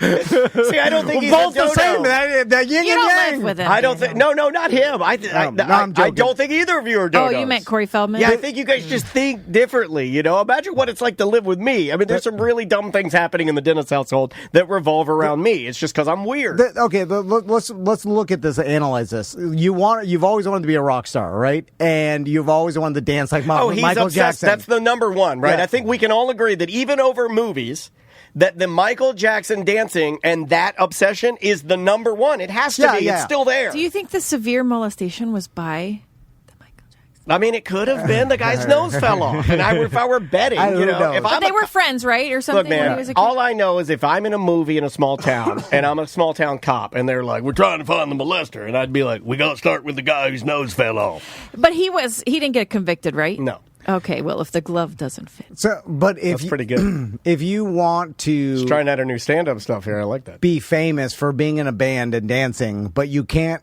sing or play an instrument or dance, right? So he can kind of sing. Yeah. He can kind of sing. And He's gotten better. He yells a little. He can kind of sing and he can kind of dance. Yeah, His Stand By Me's not bad. But his dancing, people make fun of it. His Dream a Little Dream isn't bad. And Comeback King is a good song. No one's looking at his dancing and not making fun of it. No, because it's Michael Jackson. Everybody's making fun of it. And so if you can't do all these things, but you want to be famous for doing them, this is the best way to get there. What other way is there to get there? TC, could it be the more obvious option? That it's just randomly that he's just trying crazy, and everybody's laughing at him. And he's famous and he has a name, so he keeps getting put out there. But he actually he's not a genius. He just keeps trying, and it's just always bad. Oh, he's failing? Yeah. So is he dumb? But is he failing? Because he's putting on shows. It's a horrible failure. He's selling tickets and people are going to his shows. Yeah, but not that many. Have you looked at the crowd? It's not that many. And anybody who's there is there to see the train wreck. If Corey Feldman came to town, TC, I would be like, I want to go see this guy, but I would know I'm not going there to see a show. He's selling music tickets. show. I'm going there to see what kind of melee is going to... Well, it depends on what your level of success is, right? He is kind of a microcosm of the new style of fame. right? Like, you don't necessarily have to be the best, or you just have to have a lot of eyes on you. Yeah. And it doesn't matter if they're laughing at you, laughing with you, whatever. It's just true. You are Just want an audience. You Yeah. are standing on stage, playing an instrument, Yeah. singing, dancing like Michael Jackson Professionally. in front of a live audience. Millions. Right? Like, and you are touring. And without his shenanigans, is it the- wouldn't be as popular. Is the intentions? You're always big about intentions, right? What are their intentions? What is the intention of the audience? Are they there to sing along to laugh with at you? him? No, they're there to laugh at him. Well, then, Yeah. what is he doing? Is he a genius? Well, he's a genius to accomplishing the goal of professional musician, because without the... well, he's not a genius. He's just accomplishing. You're really his good at goal. TC's so good at like wiggling through something and justifying Except, this and trying to except if find- we're talking about Joe Flacco, then he gets mad. Oh, yeah, Is that's, Joe Flacco still playing? yeah. But anyway, it's so now the other end of this is this not on purpose, that he just freaked out and he's not practicing, or like based on what Tiffany's told us about, like she knew some people that played in his band, Oh, the Angels. and they said he's crazy. It was crazy as Yeah. hell. He probably somebody approached him and was like, "Hey, we have this opportunity. It could get you back on the world stage." And he's like, "Yes, do it. Do anything. I'm taking it back." Yeah. And then That's really good. weeks later, when You think he comes forgot? time to do the work or show up at something, he's himself. He's not somebody else all of a sudden. Yeah, and then he can't just He show can't up. just and- show yeah, up on time to yeah. things. He's Corey Feldman. Caller, is this Corey Feldman? Who is this? Caller, you're live on the show. No, it's not. Hey, LJ, South Carolina. Hey, what's going on, man? What's on your mind? We're talking about Corey Feldman. Oh, well, I was going to talk about OnlyFans. All Okay, right, that's what fair. about? Let's do it. OnlyFans is getting rid of all sexual content. I guess coming the 1st of October. So I was kind of wondering what all them busted bitches are going to be doing for some money. Hey-o. First, where'd you see this? Did you see this on a meme, LJ?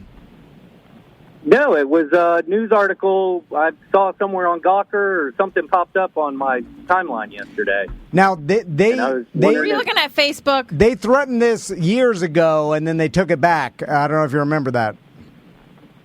Well, it's from what they're saying, it's just kind of like porn. It's, I guess, it's some kind of form of sexual for pay, or I didn't really go that far in. I was just listening to the OG show, and it reminded me that y'all were talking about OnlyFans and Seth. No, old lady had one or whatnot. that's old news, man. Yeah, I think you saw a 2021 news article. Yeah, That happened a long time ago, and then you saw an article from a long time ago, and then you thought it was recent. I've done this before, we LJ. do it This here, is yeah. Listen, I keep telling my mom, get off the Story of my Facebook. life. This is called Dumb Old Man Believes the Internet and just reacts no matter what instantly on something he has That's no it. idea. Yeah. You know what? It's embarrassing, but what makes it more embarrassing is live on the show. Like, it could have been a voicemail SJ. that we ignored. Or no, that was LJ, not SJ. yeah. LJ. Get my J's mixed up. I've done this before, and luckily Daniel caught it a couple times where I'm like, "Hey, did you see what happened?" And Daniel's like, "That I happened think 2 I've years ago." told you some of those. I did it yesterday with Howard Stern, and then I caught myself. With the Andy Oh, video. Cohen. I'm watching the Andy Cohen video. I'm like, oh, and then it's like it wasn't even that. None of that was real. Well, yeah, but that wasn't. It happened 2 years ago. I'm saying like the old dated one, yeah. because dated stories pop back up in your timeline, and then you see them, and because our brains are programmed to believe that our timeline Everything's is current. Yeah. That we're like, oh, this is a new thing, and then it's years old, and it's a weird thing that old people get. I wonder if, like, newspapers, books, magazines, it's almost as if the paper version of them, the fact that they do deteriorate, is almost good for, like, if it's old, if it's a You periodical. can tell that it's old. Like, yeah, like You if can it's hold it in your hands. I mean, and like you feel it's a little drier. It's got some stains on it. Yeah, like a periodical. It's supposed to be current. Let's go back. Oh, I'm ready. I'm I ready. hate all this. I'm so sick of the internet. I'm so over it. Yeah, but we said that we're in the most educated time of human history. But my mom texts me to look outside for the blood moon or something, and I'm like, that's not even for us. That's for Australia. And then my brother starts telling her, people still believe we went to the moon, and then they're arguing about this, and I'm watching videos of Neil deGrasse Tyson. I'm like, why? Yeah, there's misinformation, but but a whole bunch of time got taken for that. But that's what happens when you have unlimited information. Yeah. But we still have unlimited information. We can still find anything we want to find. I think you just got to know when to turn it off. For me, like, I like having it, but I'm getting better just putting it away. I don't like that the information is mixed with the social, because I want to keep in touch with my cousins who live in St. Louis, Missouri. Yeah. But I don't want to also, in between, have to see some nonsense. Yeah. Well, there's always a price to pay. The nonsense is the price. It's such a big price. The noise is there, and it's just getting louder, right? More and more noise. And then but it's like, anyway. But, it's the opportunity to find out any answer to any question is so insane that but then how do you even know? How do you even know if it's correct? You have to vet it. You have to do I don't know how to vet it. Where am I vetting it? On another place on the internet that's wrong? ChatGPT will get close enough, and then if you question it, you can look further. But for the most part, if any facts you want to look up, or like, hey, you have something wrong with your car or something, any problem in your life, that you can find the answer quicker than ever before in human history. Like, even when it comes to fixing things around your house or all this, like anything that we ever wanted to do, we can look up the answer to, which was pretty awesome. Like, I had something I wanted to show you that, like, I have to call people for answers. I just want to go live in the woods like Pubba. And what was the little deer kid's name? No, I almost screamed One Piece, but it's was it One Piece? Longhorn. What the hell is his name? Sweet Tooth. All right, take me to Sweet Tooth and Pubba's cabin. There's a. Okay, here it is. I wanted to share this with you. It ties in perfectly. You're talking about the internet, and they just put up a remember when for the show Jeopardy. And they're like, remember when Jeopardy and IBM executives teamed up with the game show to produce Watson. Do you guys remember Watson? The computer, the Jeopardy computer. It was very early on AI. And what's very interesting, just to show you how quick this thing is just ramping up. IBM executive, this was just imagine it was just a drawing on a napkin, just an idea at a bar in 2006. By 2010, they were already doing trials with Watson to put him on Jeopardy. And by 2011, they were running training for him. Alex Trebek hated the idea. He thought it wasn't fair to humans. He liked it better being he was more of a purist. And then they went through all of it, and a human never beat him. But just to give you an idea, in 2007, when they were training Watson, it would only get 13% of its questions correct. Think about that. Yeah, no, that's how far back it was. So in 2006, their AI version that was made to answer Jeopardy questions, specifically trained for this, could only have a success rate of 13%. Yeah. It's funny. 2010, it got 50%. 2011, they got to 75%, and then they debuted it. That ramped up quick. Yeah. Like 20 really quick. I don't remember that. Was it a contestant? Yeah, they did. They what they would do, and the reason Alex kind of hated it is it was like they used it as almost like a clarification for harder questions at first, and then they had Ken Jennings and then one other guy, and then those two guys played Watson in like a battle of the champions, and I want to say 2014. They're not still doing that. No, Watson's not around. Okay. Yeah, well, it would be impossible. I don't remember it. Like it's done now. He's done. He was a novelty when he didn't work. You see what I'm saying? Right. Well, now that he's it's gone. Well, back in the 90s, this was a thing with chess and computers. But chess was... 97. That was Deep Blue with Gary Kasparov. Chess was easier because chess has a mathematical move every situation in chess. There's a mathematical right move, so the computer can understand it. With Jeopardy, it's random questions. Maybe it didn't have that information. Pop culture, yeah. And then, but with AI now, it can scour the internet and find the answer more accurately than any human. Anyway, let's take a break. We'll be right back with more Corporate Time. Welcome to Corporate Time with Tom and Dan. I'm Tom. I am Dan. We are live on YouTube. We are live on Twitch. Come hang out and watch us. We would love to have you join our chat room. Just search for @TomandDan Live. Game Show Drew is here. How you doing, Drew? What's up? 10 toes in. Standing on business. Okay. All right. I like How is it that you're so awkward, Drew? Like, My gift. Yeah, like, I don't know what it is. I love you, dude. Yeah, but You're one of my favorites. But you also, like, you would think that you would be too awkward to make, like, goofy songs and submit them and then play them for an audience to hear, but you, not too awkward and for that. again, you are a married man, right? Yeah. Yeah, and you're. I'm locked down, yeah. And I like to bring this up a lot because Tom never believes it, but it's funny. You are, I say you're very attractive, good-looking guy. We get that a lot from the ladies in the chat room. If you'd like to see Drew, twitch.tv/Tom and Dan Live or at Tom and Dan Live. You're handsome. Yeah, you keep blowing up my spot, bringing up my wife. Thanks a lot. Yeah, well, I like this guy. See? He's fun. Okay, let's just cut to the chase. You sent me this game. He does a custom game show theme song every single time we do this segment. I mean, he's the only person left doing original theme songs, to tell you the truth. I just write them and give them to AI. I don't even sing them anymore. Drew and John Graham are the only ones that put in any effort into their I'm sorry, everybody else. That's true. Everybody else is phoning it in. EJ didn't even have any stories last time. We have to pull the stories for EJ. So here is Drew's game show theme song without further ado.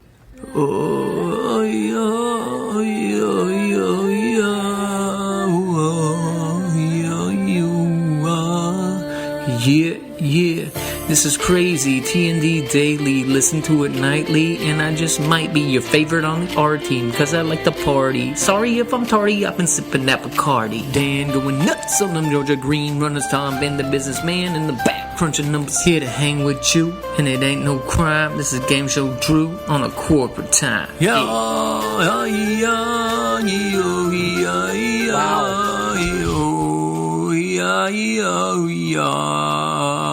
Suck on that, AI. And then it even cuts off like an old... I'm glad you brought that up, Drew. Okay, thank you, because... AI can't do that. Well, it can, Drew. And not only can it do the same thing you did, it can do it maybe 100 times better. Because Daniel fed your song into AI. I did. And I've stolen your essence. Without your permission, I took your essence, I put it inside of AI. Without even you signing a waiver, and I took what you did, and I did exactly what you did. You want that exact song, but better? Is that what you want? Listen to what it came up with. Don't do this.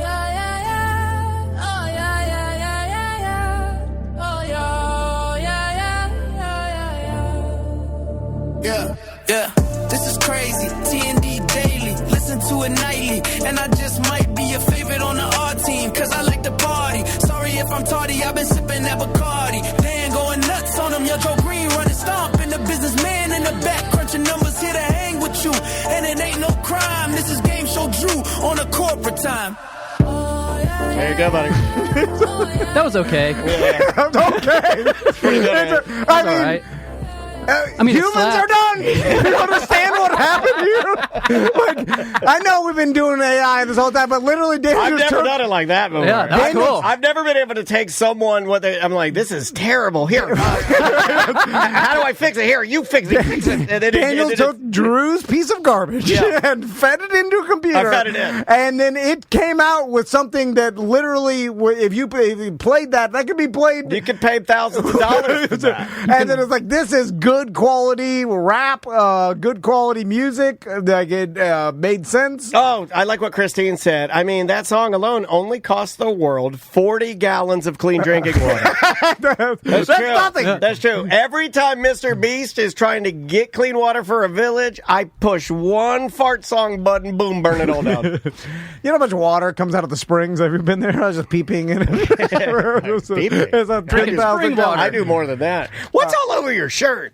No, I've been distracted by this white stain you got over there. I've got a big old jism stain on the front of his shirt. Can you say that? You spilled yogurt from John Graham. You know what I miss? And then we'll start the game show. I miss that in 1989, the radio host word of the day was baby batter. All right, let's start. Phrase of the day, baby batter. All right, Drew. So we don't have a third contestant today. We don't. We're just rolling with me and Daniel. Head to head. Yeah. Head to head. Streamline. Hope that's not a problem. Game Show Drew Express. I know you got a bag of goodies like you usually have. Oh, yeah. A bunch of Chinese garbage. Yeah. Okay. So what do we got today? All right, so I will, just from the get-go, some of these questions are, like, long because some of the antics y'all got into, so I'll apologize for that off the get-go, but I think they're all good here. We're going to start with the first one. As you remember, we always start with a hint. All right. Your hint is Mavis Freakin'. Mavis Freakin'. That does not ring a bell. I have no memory of that. Me neither. On Friday's ACT titled $1 Million Idea, Tom, you said you could take a picture of your kid's homework and ask ChatGPT to explain it to you like you're a third grader. Then Dan and Tom continued to list other prompts you could give it. Name as many as you can, 1 point for each prompt. Oh, I don't listen to our show. Explain it to me like a second grader. Point. Explain it to me like a first grader. Point. Explain it to me like a kindergartner. Preschooler. Zygote. Oh, baby. What the hell's the damn? Come on. Come on now. Damn it. It's a fetus. No. Oh, okay. That's all I had. I only had fetus. Other prompts we were looking for was an embryo. Oh, embryo. And then Dan said, take the clothes off the teacher. Make my wife a hermaphrodite. Put Mickey ears. Yeah, put Mickey ears on them.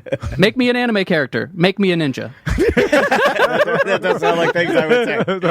ChatGPT, make me a ninja. ChatGPT, take the clothes off my teacher. All right. Dan, as tradition, you good keeping score for us? Yeah, I can do that. Absolutely. That's 2 points for Tom. 2 points, Tom. Got you. All right. I got you, dude. See, at least that one was last Friday, so I feel like, somewhat close fresh. enough. It was fresh. Yeah, let's keep going. I've got some older ones for you. Okay, all right. Hint, Wieners in the Mist. On Wednesday's ACT titled Too Soft to Chop, I really enjoyed your pre-show elevator skit. What was it? Oh, we don't listen to those. But you record them. Okay, all right. So elevator skit. Remember the hint. See, I don't think anybody listens to these, so... Well, okay, the little behind the scenes, sometimes we record these back-to-back because we'll have, 3 or 2 shows. We record the intros to ACTs. Normally, it's the last thing we do of the day. So It's like what you do when you're getting ready to go for your jog. Then I'm getting ready to, take a big dump. Your hint was Wieners in the Mist. Too Soft to Chop was the episode. Just tell us. I have no clue. I got nothing. Dan walks in and starts to complain about all the boner spray in the air. Tom says, don't talk about it. Sometimes you got to spray. No spray, no lay. That's funny. That's pretty funny. You know what it is? With those, they usually are truly improv. And we literally erase our brains, and then when we're doing it, when we come out of it, we're like, what happened? But you know what else has been happening? We have no idea what we said. This has been happening to me because you and I, for the last 30 years, I've been doing this trick where I come in here and I talk about things and then I erase my brain. Yeah. It's now moving into the rest of my life. Because when I got here this morning, I didn't know how I got here this morning. I also showed you something earlier today. I don't even know where I'm at right now. I showed you something, and then I'm like, hey, have you seen this? And you're like, yeah, you showed it to me yesterday. And I'm like, oh, you didn't even believe me. I was like, no, Crystal showed you that. And you're like, no, it was you, buddy. I'm like, you literally I believe you. I do believe you. I remember your impersonation of the black grandma that said, someone help them. And then it quoted me, and then he quoted what I said as if he came from the future. Something's going on. Something's wrong with me. No, it's just, a combination of the same day, just over and over. Groundhog. Groundhog's Day mixed with a little bit of marijuana. A lot of bit of marijuana. So Coors Light. With age. Anxiety. And we're just inundated with the same videos over and over. You can't remember who the hell you shared them with. Anyway. Yeah, all right. All right, what's the next, Drew? So you said Dan was impersonating Black Grandma. That's a great segue, because I'm here to get weird, and our first mini game is I'm a dude playing the dude disguised as another dude. All right. So what I have here... Sorry, it's late on your reverb. It's all good. What I have here is a list of a bunch of different famous people. So first, I'm going to give each one of you... Well, I'll let you pick it, actually. The fact that you have to print this on your little... It is sad if you saw me doing it. Hewlett-Packard, it's cheaper. You got a little inkjet. Your honey, is the inkjet got ink? I need to print some dirty cards for Tom and Dan's game. Pick one of them. Just one. All right, I'm going to this one. All right. Don't let anyone see it. I'm not. All right, so the first part of this game is you're going to do an impression of that person. All right. But you're not going to do it as Dan doing it. You're going to do it as this famous person doing it. Oh, okay. So you're going to do the voice of this person. Do the voice of this person as if they were doing that impression. Daniel knows how to do the voices. I don't. You always call this kind of stuff out. Okay, Come on. So the first person I selected is the impression. Yes. The second person I selected is the person doing the impression. That's right. And then the only rules here is no names, no references to movies or TVs. So no names, no references to movies or TVs. And then who do I have to guess? The first person or the second? If you can guess both, well, see, this is where we needed 3 people because you'd get a point for guessing the right person, the person who's the impression, and who's doing the impression. Okay, all right. So complicated. And then Dan would get the points for each one you guess right. So it's going to be a wash no matter what. So This let's is just as have fun. complicated as trying to win $1,000 from this radio Come station. on now. Go to the website, put in the text. It's easy. Scan this QR code. That's it. Okay, you ready? Yeah. So this is a person doing a famous person doing an impression of another famous person, and you need to guess both people. Yeah, or at least one. Okay, here we go. Yeah.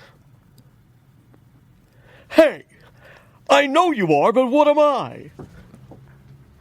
Alf doing Rodney Dangerfield. No, you got one. You got one. No, he said it. Oh, you're right.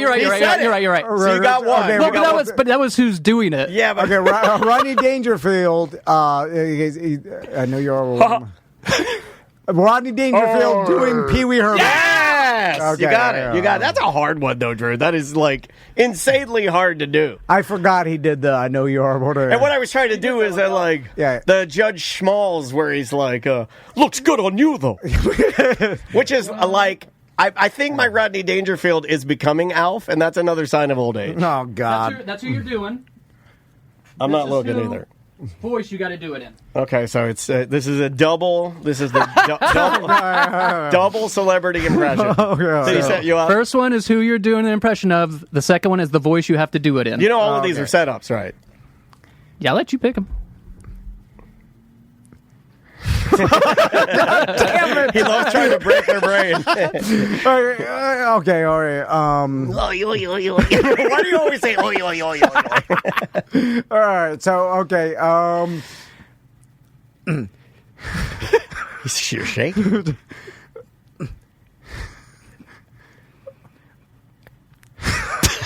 Hold on.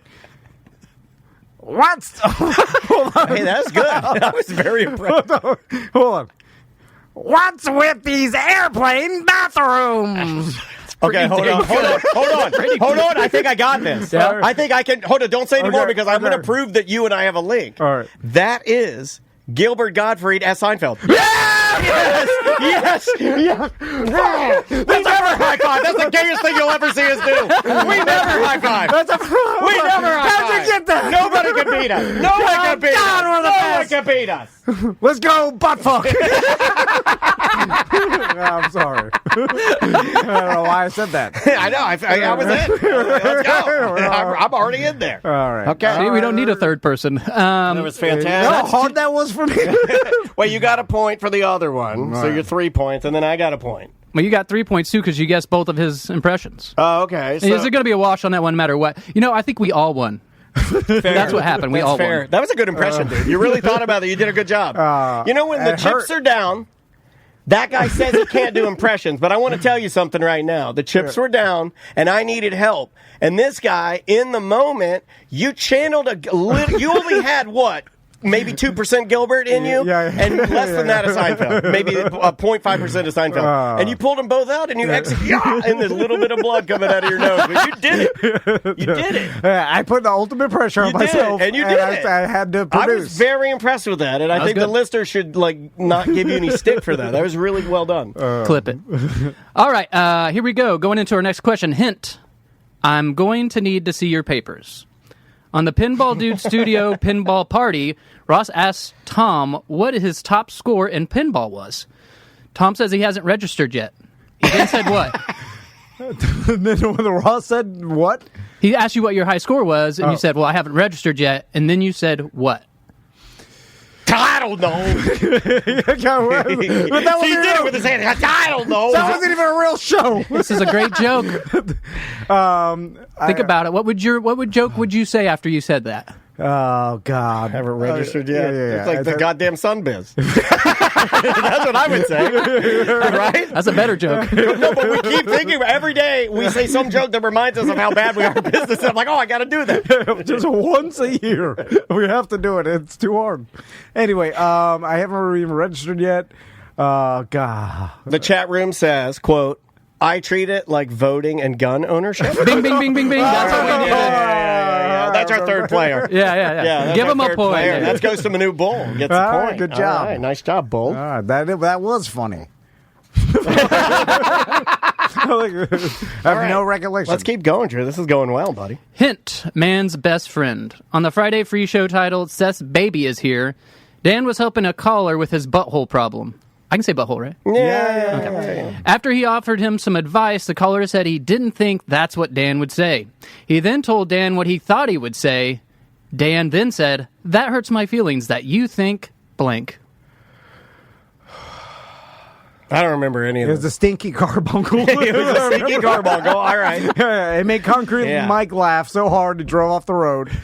Oh, God, it was stinky. And we had a lot of listeners call in about how they, they thought that was so funny. Hint, man's best friend. You gave him advice. Oh, he thought he'd have a dog gnawed off. Yeah! All right. Dan said exactly this. That hurts my feelings that you think we're the type of show that would have your dog gnaw your carbuncle off your ass. With peanut butter or something. That makes me sad. Like, that's what, like, we've been broadcasting in Orlando for like 30 years and you almost 30 years. Let's just say 30 years. And that's when people go like, oh, what do you want to listen to? Oh, put that one show on. You know, the old dog eats the carbuncle butt show. Yeah. People have very low opinions of us. They do. I've come to accept it, though. I'm beginning to. Yeah. I see the way the other dance moms and people look at me because of the things I say and what I've done for damn near my entire life. And you're right. It's time to accept what we are and face it. Yeah. Like when you see Bozo the Clown out and buying groceries. Yeah, you're like, that's about right. Right? Yeah. When you see him, he's like loading his stuff in there. He's got some Diet Sunkist he puts in there and a package of water. Yeah, look at him. He's about right. That's about right. All right, what's next, Drew? All right, we're ready for our next minigame, y'all. Yay, minigames. This game's called Put Your Thing Down, Flip It, and Reverse It. So I always like to be a little topical, and I don't know if you've seen this on social medias yet, but there's a game or an app you can sing a song into. It will then reverse the song. Then you try to sing the song in reverse. Then reverse the song you sang in reverse to see if it sounds like the song you sang. This is why we're all doomed. Right?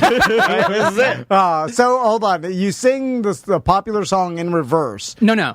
Oh, okay. I can give you an example. Okay, here, check this out. You sing a song, right? Like, let's say Sublime, Santeria. I don't practice Santeria. Then they play it back in reverse. Then you try to sing what they played back to you and record it again to see when it's recorded, when you play it back, if it sounds like the song. Okay. I'll give you an example. I put my thing down, flip it in reverse. This is it in reverse. Now I got to try to make that sound again. And now I play it in reverse again. You almost got it. So you got the reverse part. Yeah. Somebody's been practicing in their closet. Does your wife listen to you when you're singing in reverse in your She closet? loves it. Are you behind your suits when you're doing it? There's no way she sits down and rubs my feet while I do it. Are you behind your long? You're behind your long sleeve shirts and your coats and your right.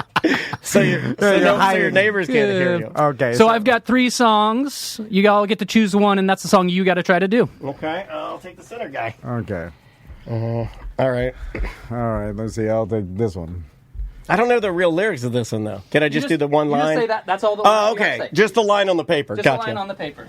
All right. So you hit start. Hit start recording, and then you sing the line. Okay, here we go. Hit me, baby, one more time. Now you play it in reverse. The bottom one. All right, this one. Yeah. Play it again if you need to. I gotta hear it. Yeah, keep playing it. Wash my bed, I think I can do that. You hit the record at the top when you're ready to try. Wash my bed, baby. And now play it in reverse.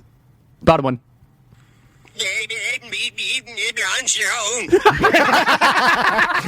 This is the greatest game I've ever played. I'm giving that a point. I could tell what it was. I think he said the N-word in Swedish. There you go. Okay, all right. On over to Thomas here. Yeah, that's pretty fun. That's pretty fun. All right, so the start recording, then playing reverse. Okay, Yeah. because I am. Here we go. Oh, I want to dance with somebody. I love the commitment. Now you hit the reverse at the bottom. You sound like my grandpa. I was thinking, I want to dance with somebody. Want to feel the heat with somebody. I want to dance with somebody. With somebody who loves me. Feel it. Oh, here we go.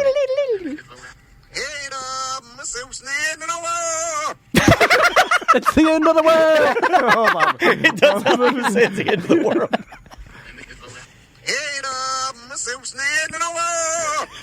Hey there! It's the end of the world! Who knew when you say Whitney Houston, you just become a hillbilly soothsayer?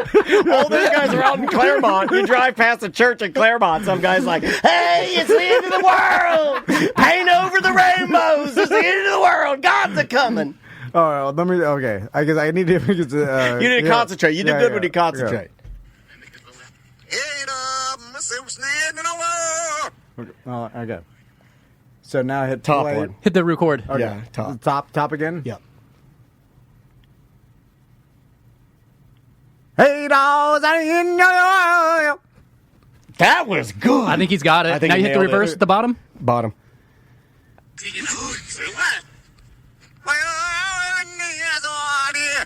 I'd give it to him. I don't know if that was it. I know what I'm doing with my daughter later today. That's the damn best game I've ever. That's super fun. That's super fun. Right. And I normally hate your mini games. That's the best one you've ever done. All right, I'll take the credit. That was a great mini game.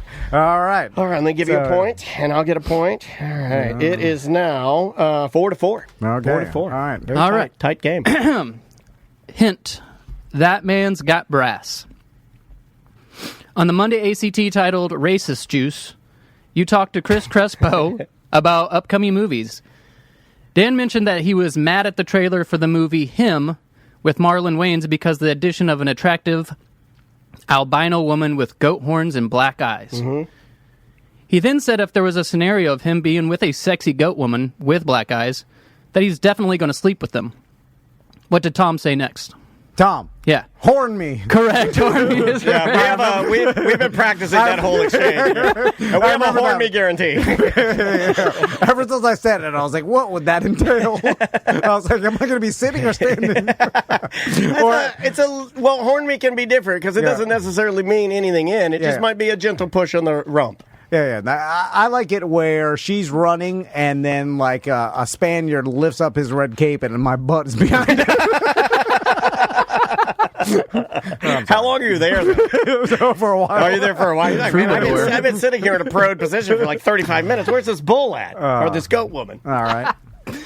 Next question. Hint. Back doors open.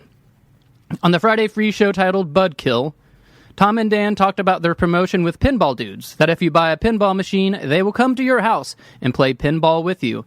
Dan then added the deal that he'd actually let Tom play his extra turn, and then he'd take a turn making love to your wife.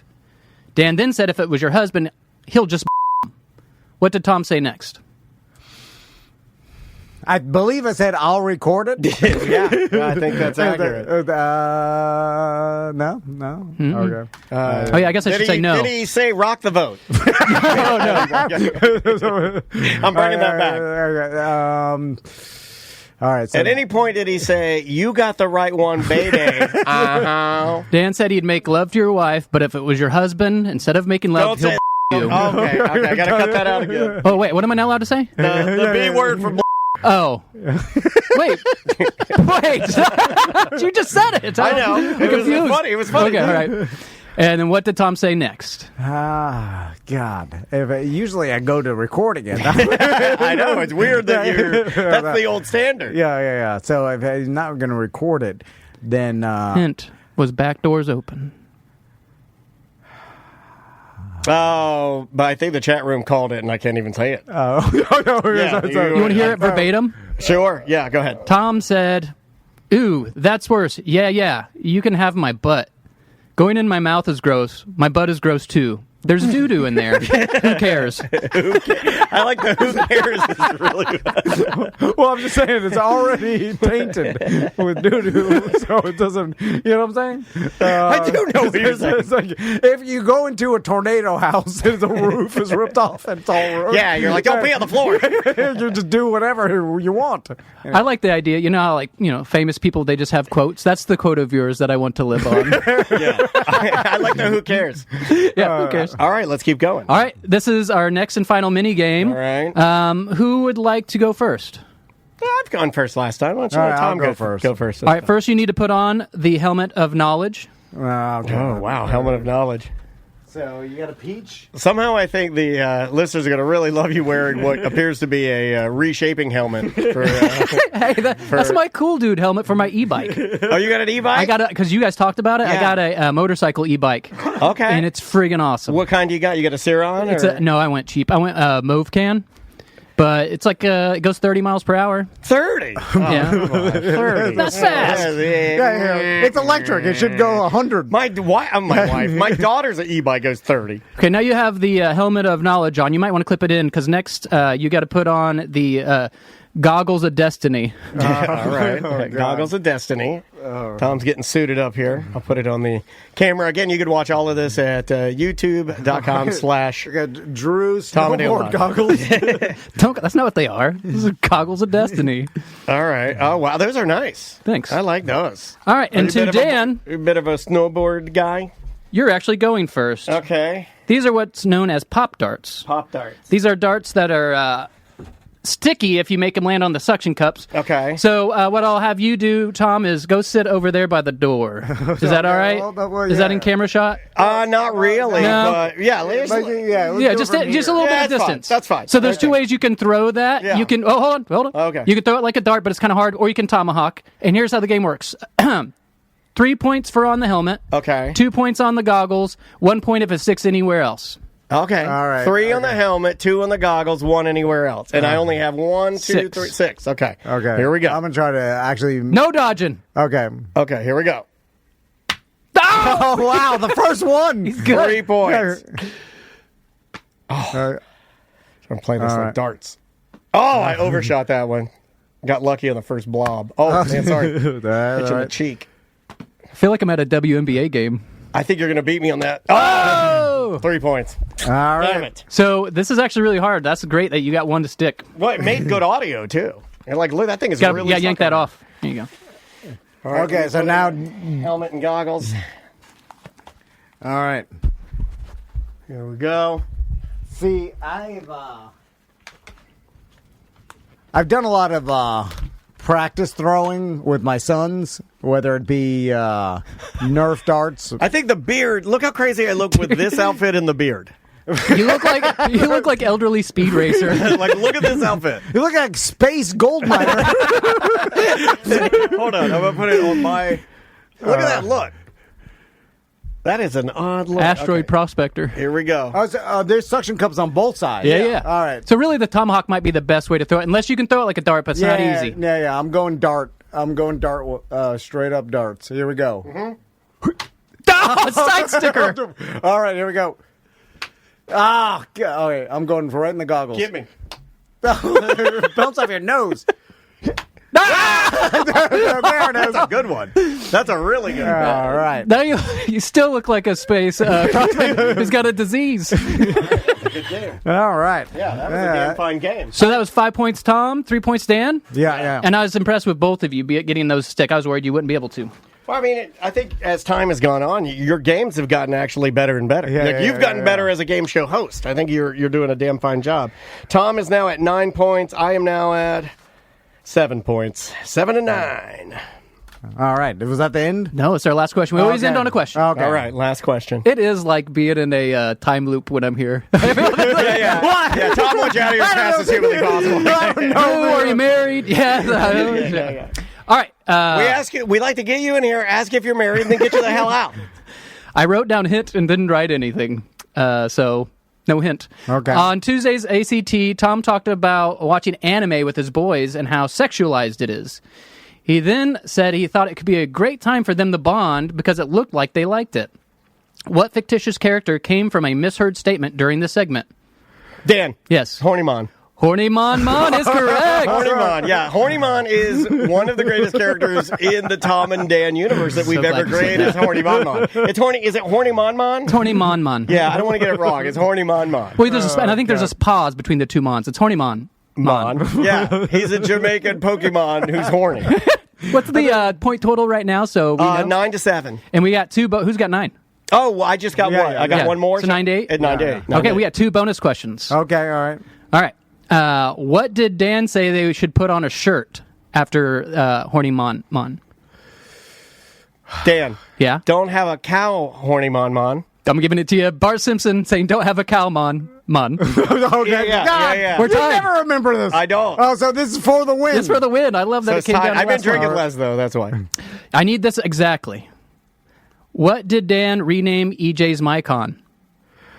Oh, I remember you saying something like...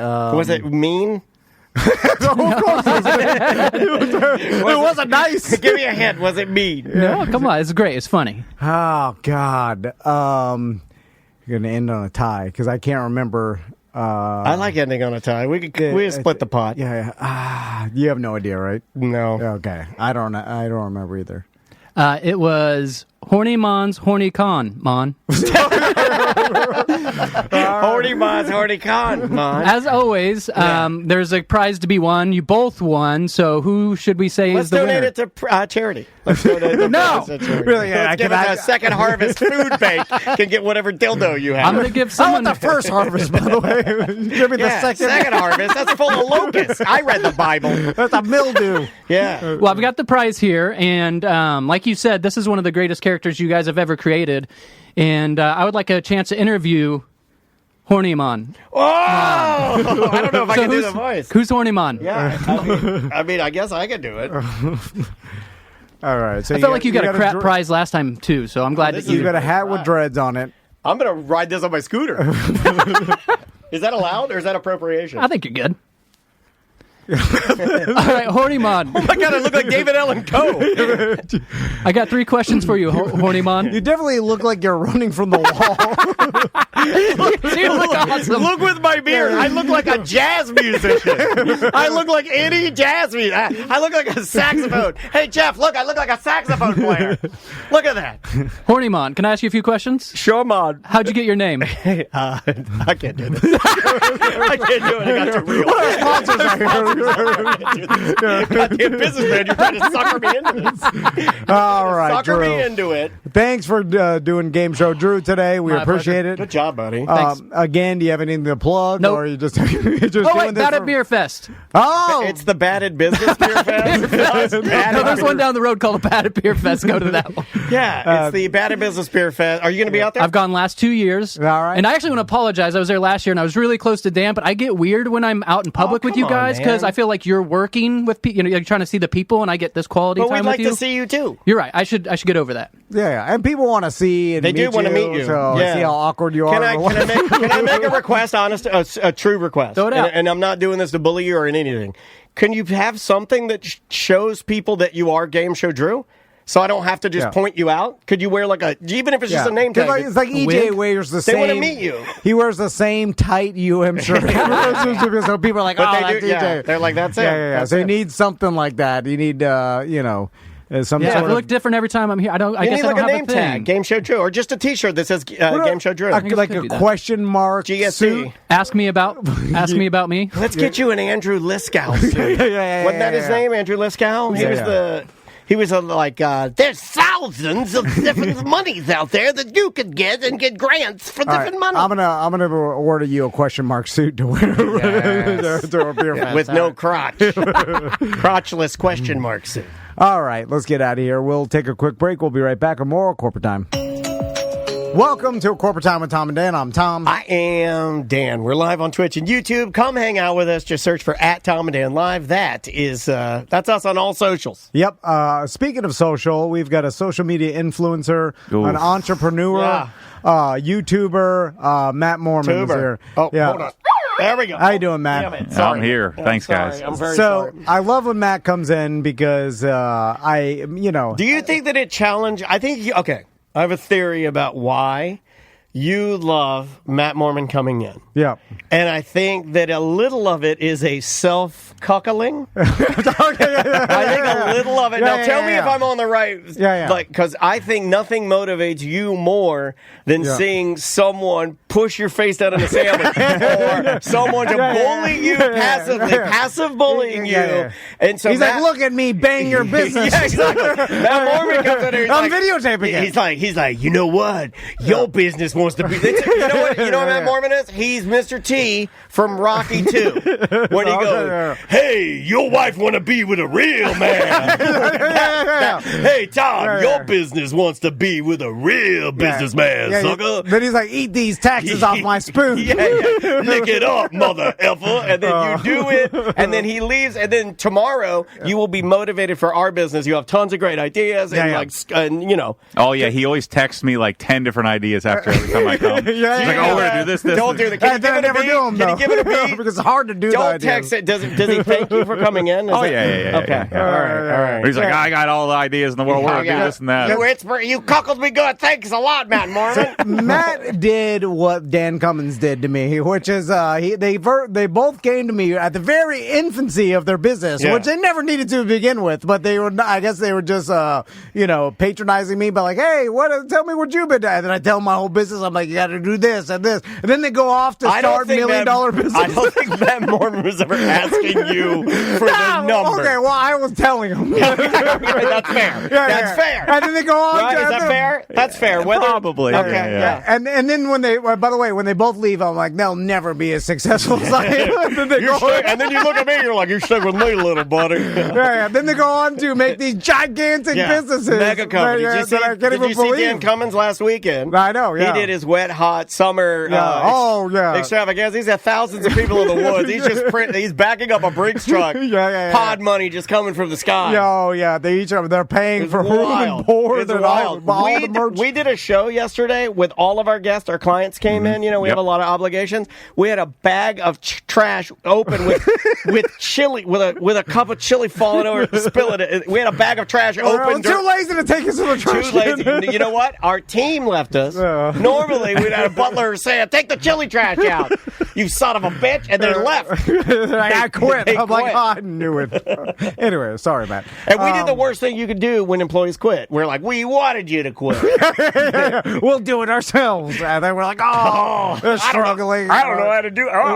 They're like, overworked. I hate this. And then we hate our company. Then we hate each other. Then it really gets bad. Because hating each other and hating our company, that's fine. Yeah. Everybody does that. But hating your family, we now hate our families. Because we're like, you did this to me. It's all falling apart. So a lot of the time we spend here at our business is us fantasizing about moving away from our families because we hate ourselves, our business, and our families. There. All right. Sorry, Matt. Maybe I'll just hire Tom. You guys want to come work? I got the goods. I would love that. I was just saying. I'm like, I need a job shadow, Matt. Don't say that. He knows the business. This is where it gets serious. He did say that with a big mouthful of sandwich. He's like, you think Matt Mormon would let me job shadow him? I got to learn some new stuff. He's doing big things over here. Was the trash bag next to him while he was doing that? No, it was over near our step and repeat to take photos. So chili was mine. I should have at least closed the bag. So let's start with the Obsessed Garage. How's it going? I know just from talking to you a little bit, you're continuing to expand. You're doing an insane amount of not only sales and revenue, and you got a lot of employees. And did you ever? I think the last time we talked to you, you were about to open up the new factory. Did that happen? It was out of the country. Yeah, there was my international conquest I was planning. I got on a plane. I flew to Finland. I hated it. I hated the whole travel, and so I've ratcheted back. to spend more time in North America. Gotcha. Yeah. But the plan was to America have first. Go with America first. I love that. When you say that, we're America first. I'm finished with Finland. The plan was to have European distribution, Australian, Middle East, Japan, and sitting on a plane for 18 hours. I'm like, this is not for me. Yeah. In order to do that, I'm going to have to go to these places. Which I thought would be cool. But when you're sitting on a plane and your time zone's all messed up, bunch of third world s-holes. Sorry. And so I realized, look, there's more that I have to do here in North America, and so we've opened our Canadian distribution since last I talked to you. So we're shipping about 10% of our products in Canada. Wow. And then the goal is in 24 months to have a West Coast distribution, so shipping on the West Coast. Dig it. And so I'm trying to figure out, do we do that on our own? Like, do we build our own place and hire our own employees, or could I find an obsessed level third-party logistics provider that could do it to our standard? The likelihood of that is probably small. So, Matt, and just to refresh all of our listeners' memories, Obsessed Garage it's a brand that you built on, obviously, your obsession with keeping your car clean, with detailing your own vehicles, setting up your garage in the most efficient way possible with the best tools for the job possible. That you obsessed curated with the yourself. greatest quality, obsessed with the greatest level of detail. Yeah. And then it kind of spider-webbed or octopied itself out into many different directions. Like it became, bed and bathroom, and then it became closets, and then it became like whole house, home audio and televisions, and stuff like that. Yeah, anything to do, the garage is the anchor of the obsession. So I started making videos in 2014 when I was diagnosed with obsessive compulsive disorder, and I just started talking to the camera, showing people how I wash my car, and then it turned into, well, everybody's asking me what products I use, and then I built a website to just send links, and then it turned into me packing and shipping the products, and then I got fired from my wealth management job, and then we built a brand from that. So it's there was another channel called Hepatitis Garage, and it didn't last as long, but the guy got diagnosed, and then he started. It was kind of gross, actually. It was weird. It was just like a regular. Never mind. Like, oh, he touched it with his lips. Anyway. And so now I'm experiencing, apparently this is part of the process, I'm experiencing you get to a certain point, we kind of hit the rev limiter, we hit the limit of what we can produce, and now I'm, you can make a choice. You can sort of ratchet it back and make just like a mom and pop, business and clip that coupon forever. But we're talking about this off mic. Yeah. That's not how I'm wired. And so now I'm attempting to figure out, what's the next step? What's the next phase? What fits? What's consistent? What fits with, what I want to do? So we're going to have East Coast, West Coast distribution. One of the things I had to do in the beginning, because we're picking products from all over the world, and I'm curating them. So I'm not just going to McGuire's and saying, I want to sell your whole catalog, give me a good deal. I would go to 50 different companies, and so I didn't have great profit margins.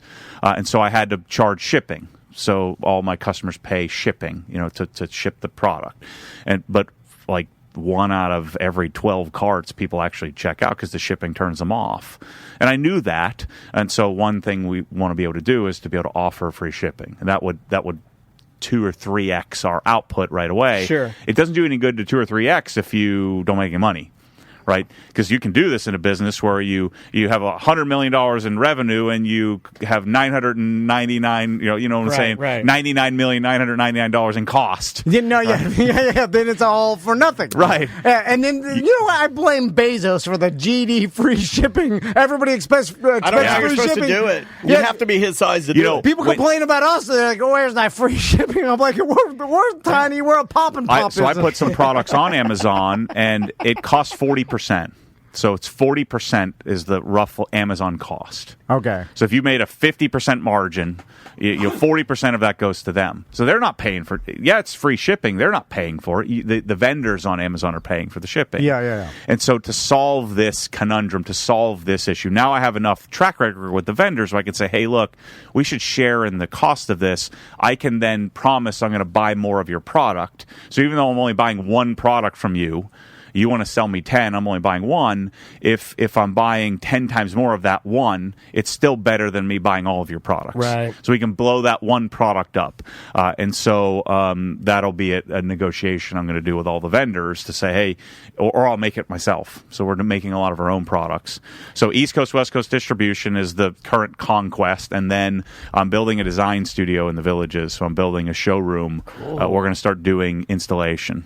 So design build is what we're going to be doing of garages, closets, outdoor kitchens, things that I think are cool. Home theater, and the Villages is a place to do that. You might want to borrow some of Tom's outdoor kitchen design. He's been, they call him the Michelangelo of the outdoor kitchen. Isn't that what you're known as, the Michelangelo of the outdoor kitchen? I throw roach traps down in between where the gas builds up because there's so many rats. The rats get down there, they're causing the drippings from my goddamn snacking sausage. And then when I start my outdoor grill, I move my legs away because I think the gas is leaking down in there. 3-second backdraft. And I'm like, man, if this thing blows up, it's going to blow me in half. You're just going to stand out of the way. That's what I do.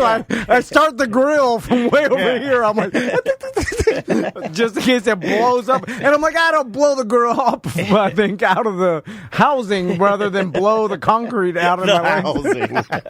Anyway, the hardest part in business is where do you draw the line? So is outdoor kitchen the line? Like how many products? Because you guys have experienced this. You get opportunities. What about pool? I feel like you could make the best pool where do you in draw the world. The line? Obsessed pools. So I'm not interested in pools, and so that's a line for me. Yeah. But I am interested in cutlery. I'm interested in Japanese steak knives. Okay. And so is that the line? What's the best Japanese steak knife? My favorite is smaller than the American steak. My favorite is Yaxel.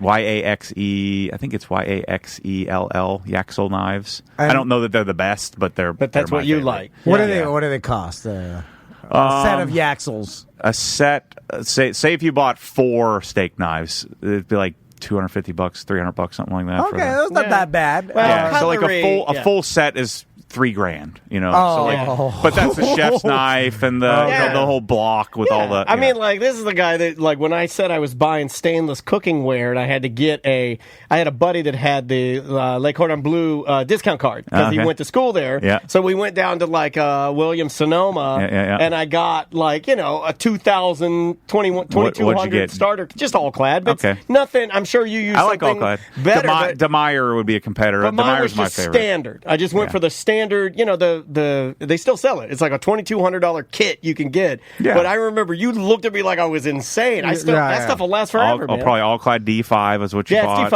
D5. Yeah. So. I look for whatever Martha Stewart and Snoop Dogg are. Whatever. Like a green pan. Like a Walmart green pan is fine. They're promoting. I'm real big, and I got my daughter on this now too. So now she's getting into cooking, and that is one thing where she has now got the Dennis family. She's not going to buy. She does her own eggs in the morning. Yeah. She's not going to buy a cheap pan. So we have to go online and find her something that she can use that's pretty decent price, like $70 for Maisie's own egg pan. See, where I get in trouble with the world, though, is I want the pans, I want the knives, I don't want to use them. Right. I just want to have them. Right. I want the pursuit, the chase, the test, the trial. So I have a combination of DeMeyer and then DeBoyer. It's DeBuyer, D-E-B-U-Y-E-R for carbon steel. Ooh. So I have all carbon steel pans, and my wife hates it because you have to season carbon steel. Yeah, they're difficult. You have to put it in the oven every so often. Put the beeswax stuff and beeswax. Yeah, he likes that though. Is it calming to you to the conditioning? I like the messing with the tools, but I don't like to cook. Right, which really hacks the internet off. Right? I got you. I like all the garage stuff, but I don't like wrenching in the garage. Right? I don't like. Yeah. I do it.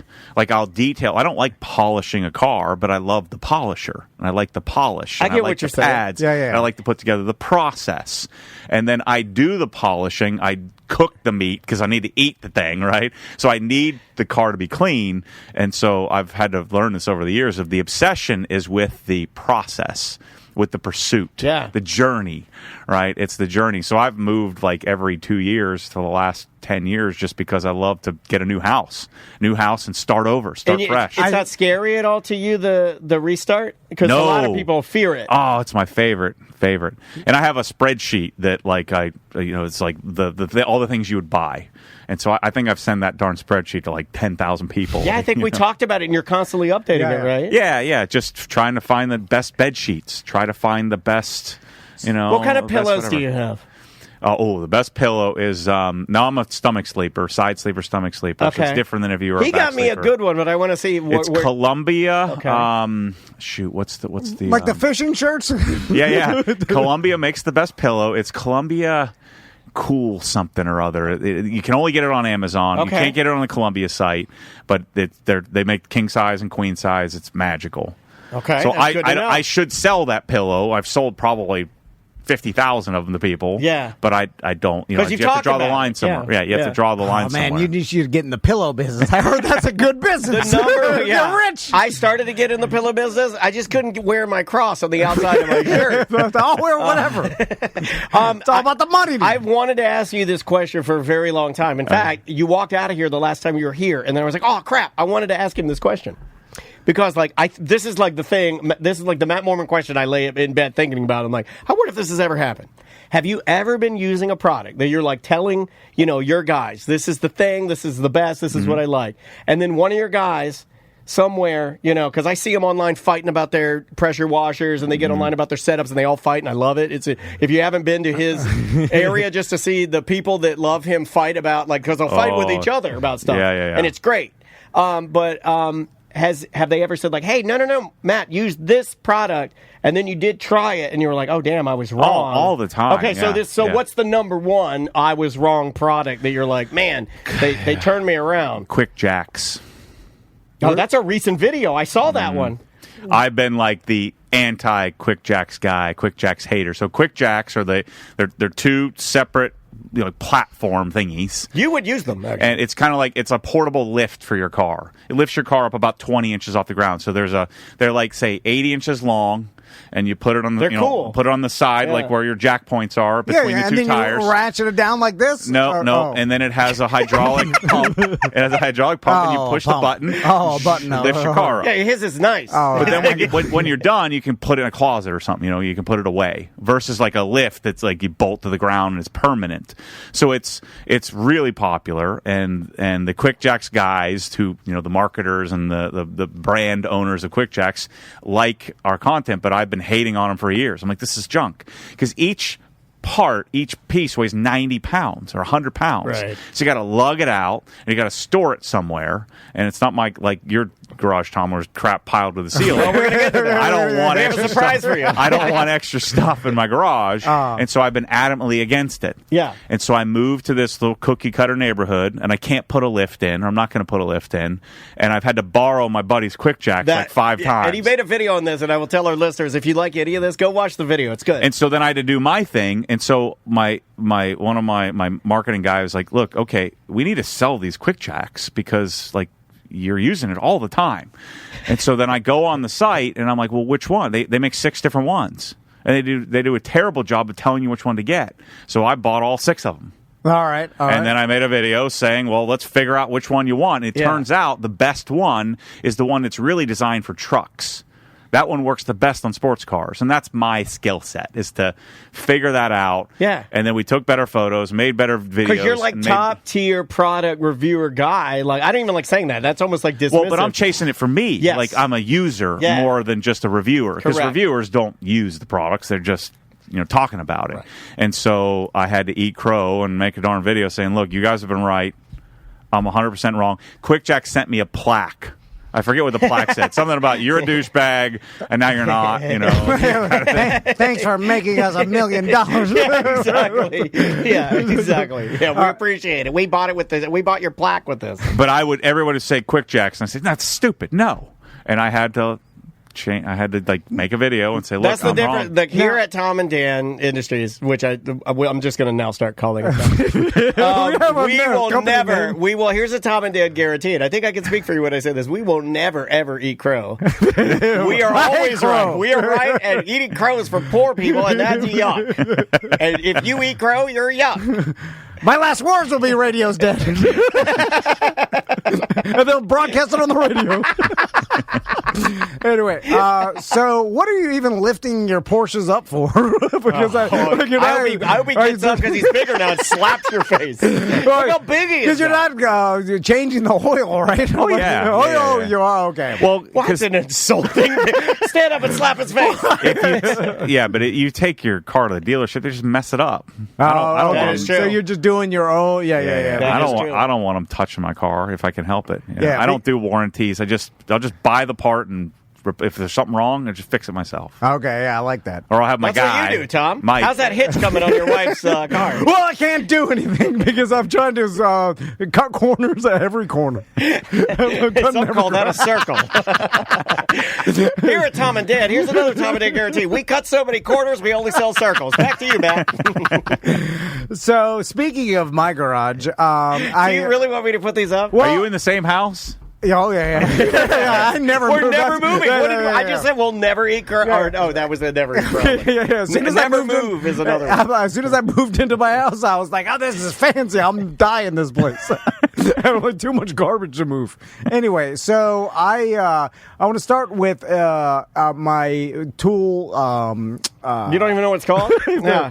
Toolbox? I want to start with my toolbox. What's that thing called? I got two standing toolboxes, Craftsman toolboxes that I got from my dad from the 80s. I'm going to put this picture up so Matt can see this.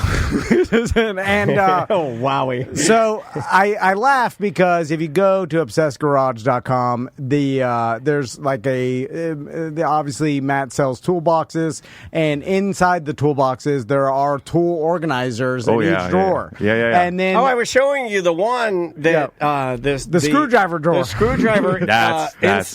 That's what my brain looks like, by the way. And it keeps, but that's pretty awesome. If your brain looks like that, it's all I know what my brain looks like. My brain looks like my toolbox. My brain, do you know what my brain Fill looks a trash. Yeah, my brain is nothing but wet, just ripped out pictures from a porno mag, wet pieces of wet porno mag. All stuffed in my brain.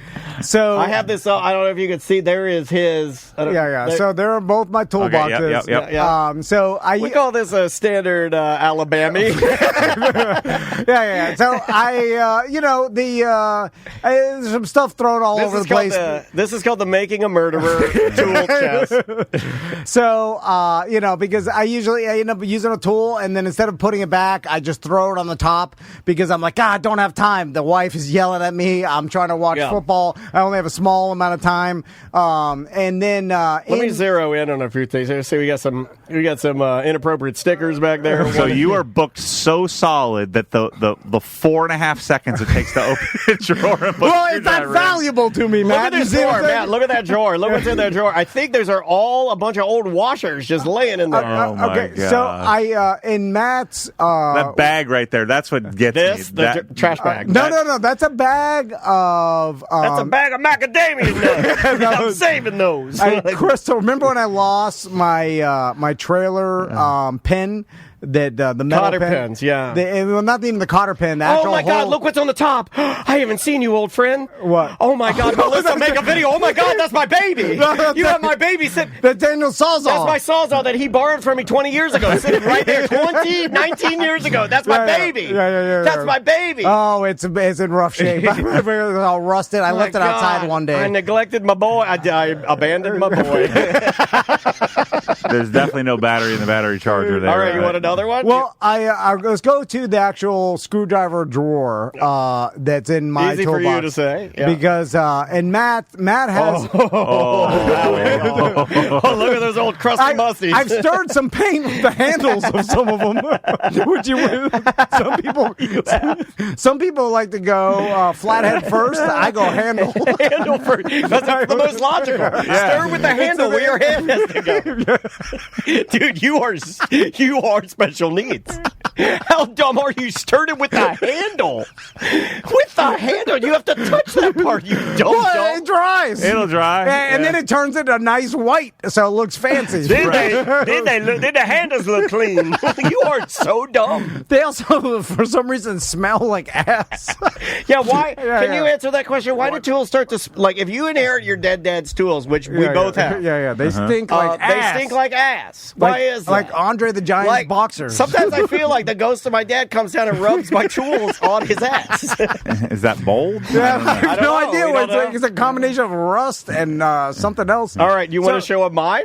Or no, did you have another one? No, well, I'll show them a project later, but I want to talk about your tool organizers, and because they're so specific I'll go to the that website. Every screwdriver has like a position, not only a position, but it has It can't move. a holder so they cannot literally turn. Look at that. Look at that. Look at that, dude. Yeah. Oh, the dynamic lead changed. Hold on. Let me go back. Let me go back to it. Oh my God! Look at those. That's how pretty that is. Yep. I mean, it is immaculate. When you go to sleep at night, does that help you sleep? Oh, I'm wondering how your brain works. yeah, knowing that everything, like if I went in there and then like rustled it all up. Why are you being so mean to Matt today? I'm just so wondering. Because did you see how he licked his lips? Like you made him upset. How does your brain work? Because there's a lot of people in this world that are like you. Obviously, you got a huge following. You've built this business off a lot of people that are obsessed about having their stuff organized. My wife has like when you start talking spreadsheets and when I see your tool Andrew's drawer. like this, yeah. My wife is very similar to you in that like she would look at that and be like, oh, well done. Like that is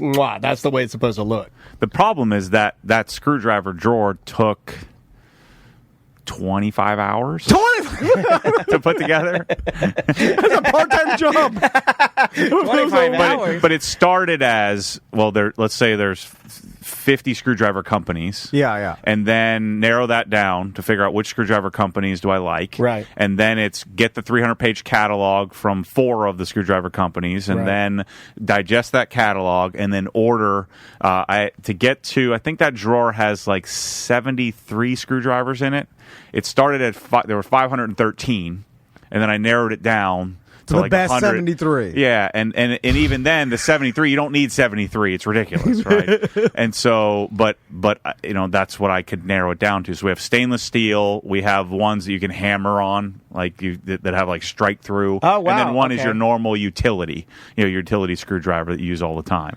And then That's a lot of paint stirrers. yeah. So then you narrow it down to that. A lot of white handles. And then you lay the screwdrivers in the drawer, and then you put the tool grid in. You have to cut the boards to fit the drawer exactly, and then you just kind of have to just start sorting. This is the hard part.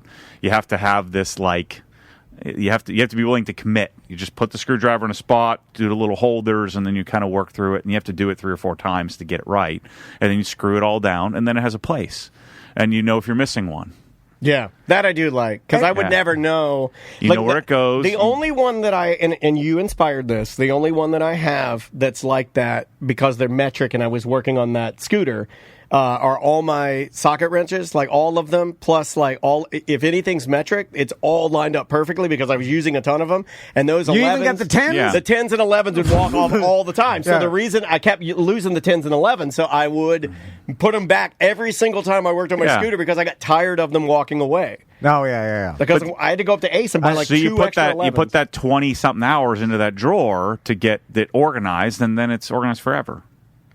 That's where we differ, man. You don't believe in forever, right? Like, There is no forever. Well, the weird thing is you've been in the same house for 20 years, and I've been in the house for a year. I move houses all because I want to redo it again. I want to do it again. Yeah. I want Matt It's about the process, though, In fact, I've been in this house for a year. I had it all done. I spent 200 hours. Like every drawer was perfect. And the cabinets just didn't feel right, so I ripped them out and put new cabinets in. Oh, my God. And now I have to redo. I'm like 2/3 of the way through retool gridding everything because the drawers are all different. They're different sized drawers, so I had to redo it all. Do you sell the old cabinets on Facebook Marketplace? I traded it. I did a Tom Van okay. Traded it. Oh my God! I traded it for. Would you get pain pills? That's what he did.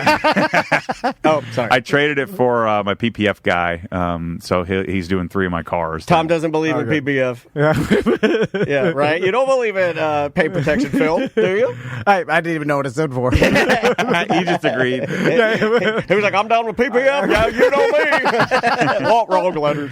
I want to show him I want him to make fun of my garage. Okay. Well, Daniel, you actually have some organization going, but Daniel has been hanging some stuff on the walls. He's going to make fun of it. Which Matt's garage on Obsessed Garage, you could see it on his YouTube channel and stuff. Like, it is so immaculate. It's cleaner than an Apple store were no things left on the counter. I mean, there's nothing on the walls. No. Daniel's been hanging. Okay, now mine, it looks like an old grandpa. Yeah, I'm working on mine to make it look like an old grandpa. I got a nudie. I got the nudie calendar.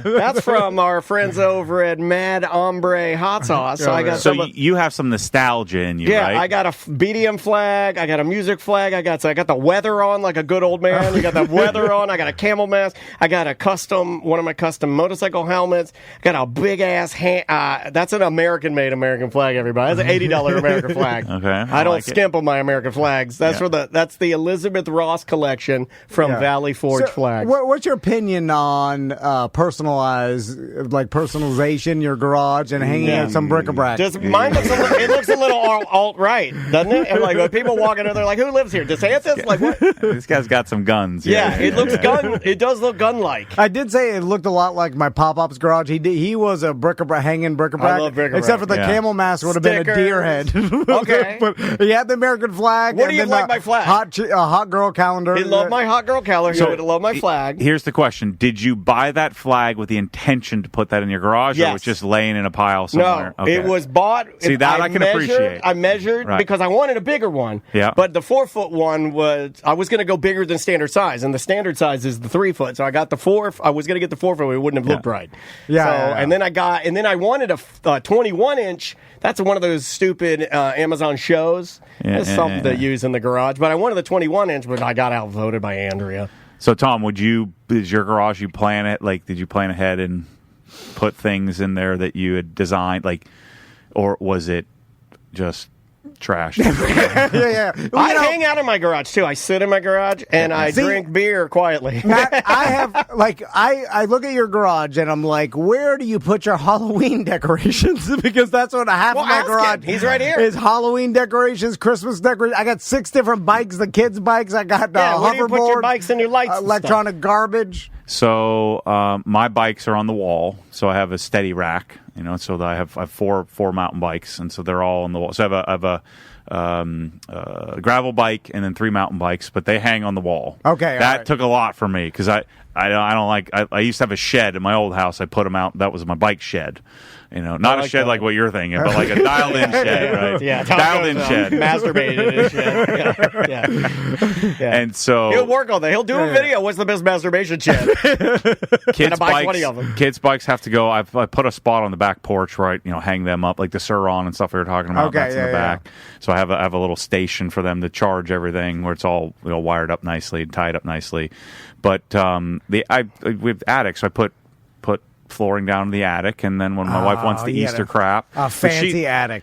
I've been fighting it for years, so we kind of keep it minimal. Yeah.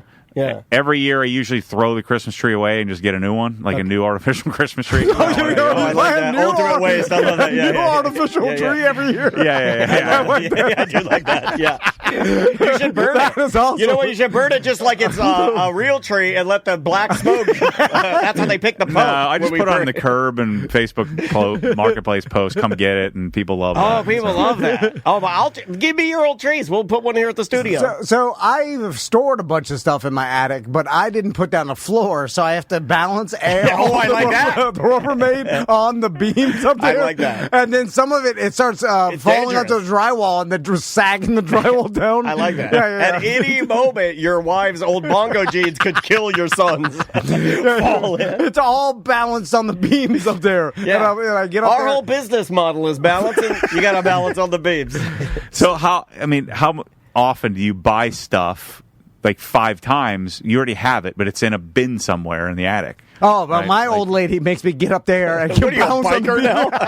No, she's like, get the garbage down, and I'm like getting it down. I'm breaking the drywall. I get it all down, and bugs have eaten a good amount of it. Do you have bugs? Yeah. No, we both have bugs. Well, in our attic. Silverfish. You can't get rid of those. No. They eat crazy. I'm doing it this weekend. My wife already told me. She's like, your Ruckus, the scooter that doesn't run, because my Ruckus needs its carb cleaned. She's like, you you need to move that. So we're doing Halloween this weekend. So now I have to go home this afternoon. Yeah, you put regular ethanol fuel in there, which is a huge mistake. I'm very disappointed. Yeah, I did. You're putting on ethanol, small engines. That's what gets a carburetor. I've beaten my wife into submission over the last 20 years to not have a bunch of crap. How do you do that? My wife physically hitting. I thought about that. No, I just prey on her. I can't do that because I'm smaller than my wife. I prey on her laziness. She doesn't want to deal with it. Oh, okay, yeah. And so then I just nag her to the point of like, you're going to put this away? Like, you got to put it in the attic. And she doesn't want to put it in the attic. And so that means that most of the time she'll minimize. And every year I chip away a little bit. So we have. I don't think she'll do anything for Halloween, which is great. Yeah, does your wife go into your garage and then put the garbage by the garage door and not out right outside the garage? There's garbage cans right outside the garage door. She just throws boxes in there. And that's what I do. Yeah, I'm Crystal in this. You do that? Yeah. There was a time next to not to defer to side of the bed though. Before our cleaning people come, when I'm just by the side of my bed, when I drink a tiny Gatorade. I put the top on it, I just throw it on the ground. And at any moment, by the side of the bed, on my side of the bed, if Maisie comes over to give me a hug goodnight, you can hear, she's kicking trash. You can hear the bottles. I counted them before Her Majesty's Services came and cleaned our house last week. Oh, that's embarrassing. 28 little Gatorade bottles. You must have to get up to pee a lot. Oh, Crystal makes me clean before the cleaning person comes. She's like, you're hydrating before you go to sleep? I love Gatorade, and I get cotton mouth, because of the old Chiba Weeba. So, Matt, I'm curious to what is your number one seller? Like, do you have something? It's flooring, Swiss Tracks flooring. Okay, yeah. So I saw that you put some in your dad's garage in a YouTube video, and that Swiss Tracks flooring. My buddy Alex bought this from your website. He's a big fan of yours, and he bought the flooring for his house and then put it all in there. And because he's much like you, he's like obsessed with having clean, normal, organized, well-adjusted. Yeah, he wants it nice. He'll have a project. He'll do the project. Focused, successful. He's rich and successful. Rich. I'm just kidding. Beautiful wife, beautiful family. You see what you need. I see it. And that's the most frustrating part. But actually, it puts me at ease because I'm like, I was born a different way. I can never be this way. I can't do what Matt and my buddy Alex and stuff does, like with the organization. Open the drawer, put the screwdriver in. I can't do it. It's impossible. Well, I do that too, but I'm not even at that. I'm not at that level.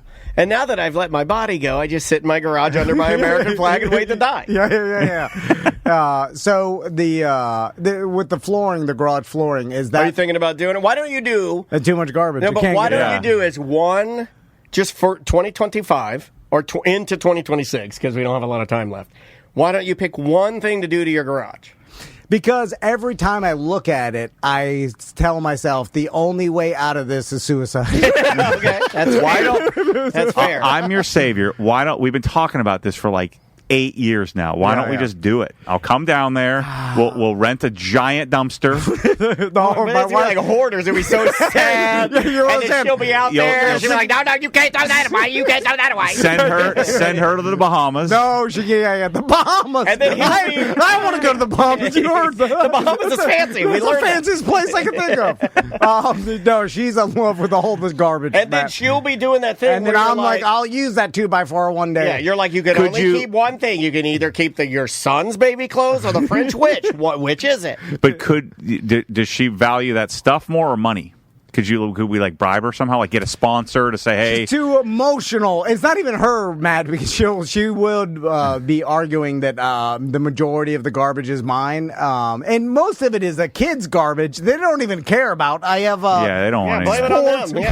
They got boxes of sports stuff, lazy pieces of ass, and then all the decorations. My God, I'm a slave to the decorations. You say that just like my dad.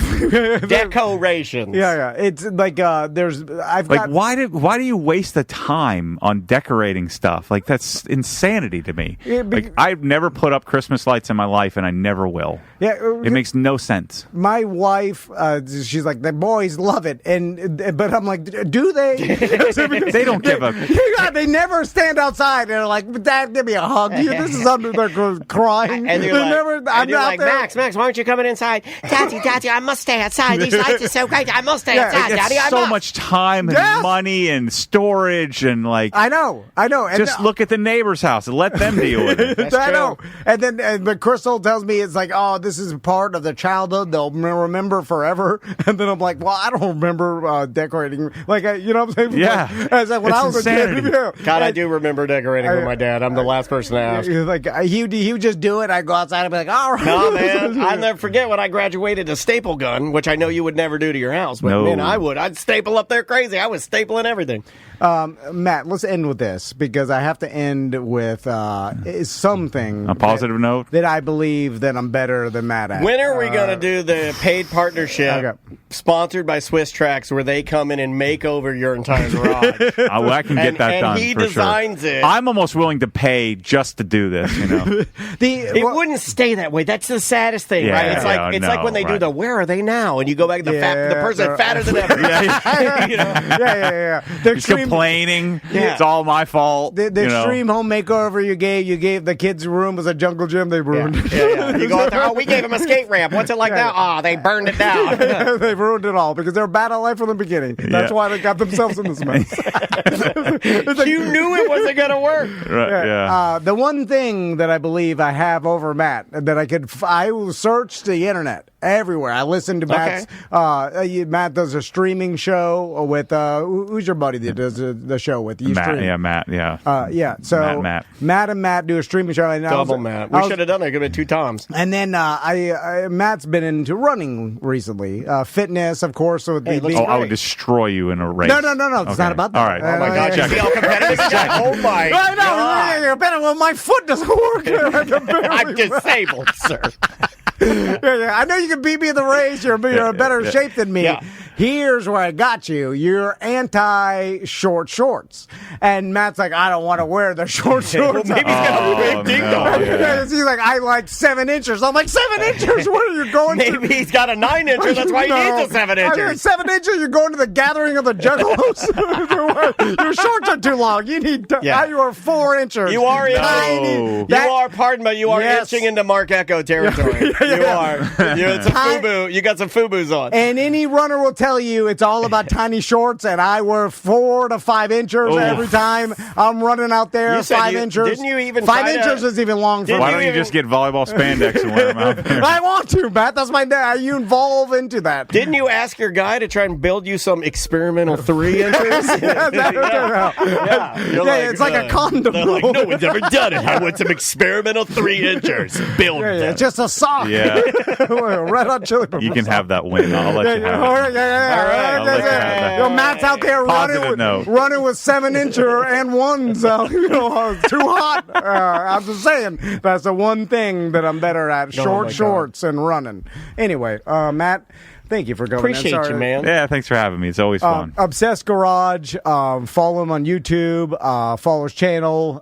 Check out all his products. Buy some products. I've watched Matt over the years build his empire, and it's super impressive. And it's awesome to see what someone can do when they have a dream. And I watched him do it, dude. And it's insanely impressive to me because I remember you in the studio, which is kind of sad. We're still here. 10 years ago. I remember 10 years ago you said you were going to do it. Look at us. We're doing the exact same thing. Do you know every year I think about buying Tom some drying agent? Because he never washes his car. It would be the worst thing to get him. You should get him a whole car washing package or something. What do you mean drying agent? Do you know what that is? No. Can you explain that to Tom a little bit? After you've washed your car to perfection, right? You blow it off with a leaf blower, get the extra water off. You put a little drying aid so that way your towel has proper lubrication and it adds a little layer of protection. Oh, so when you're drying it with the When towel, you're drying, using a drying aid, right, Yeah. to help aid in drying. It the will drying help process. you dry your car better. I use my shirt. That's what I was looking for. Well, it never even crossed my mind to dry it. If I got driving around the block, if I actually got through washing it, I'm like, that's unbelievable. We done. I can't believe this happened. Anyway, Matt, thanks so much, man. Appreciate you, Thanks, man. everyone. Anything else, buddy? No, obsessedgarage.com, and we'll see you on Monday.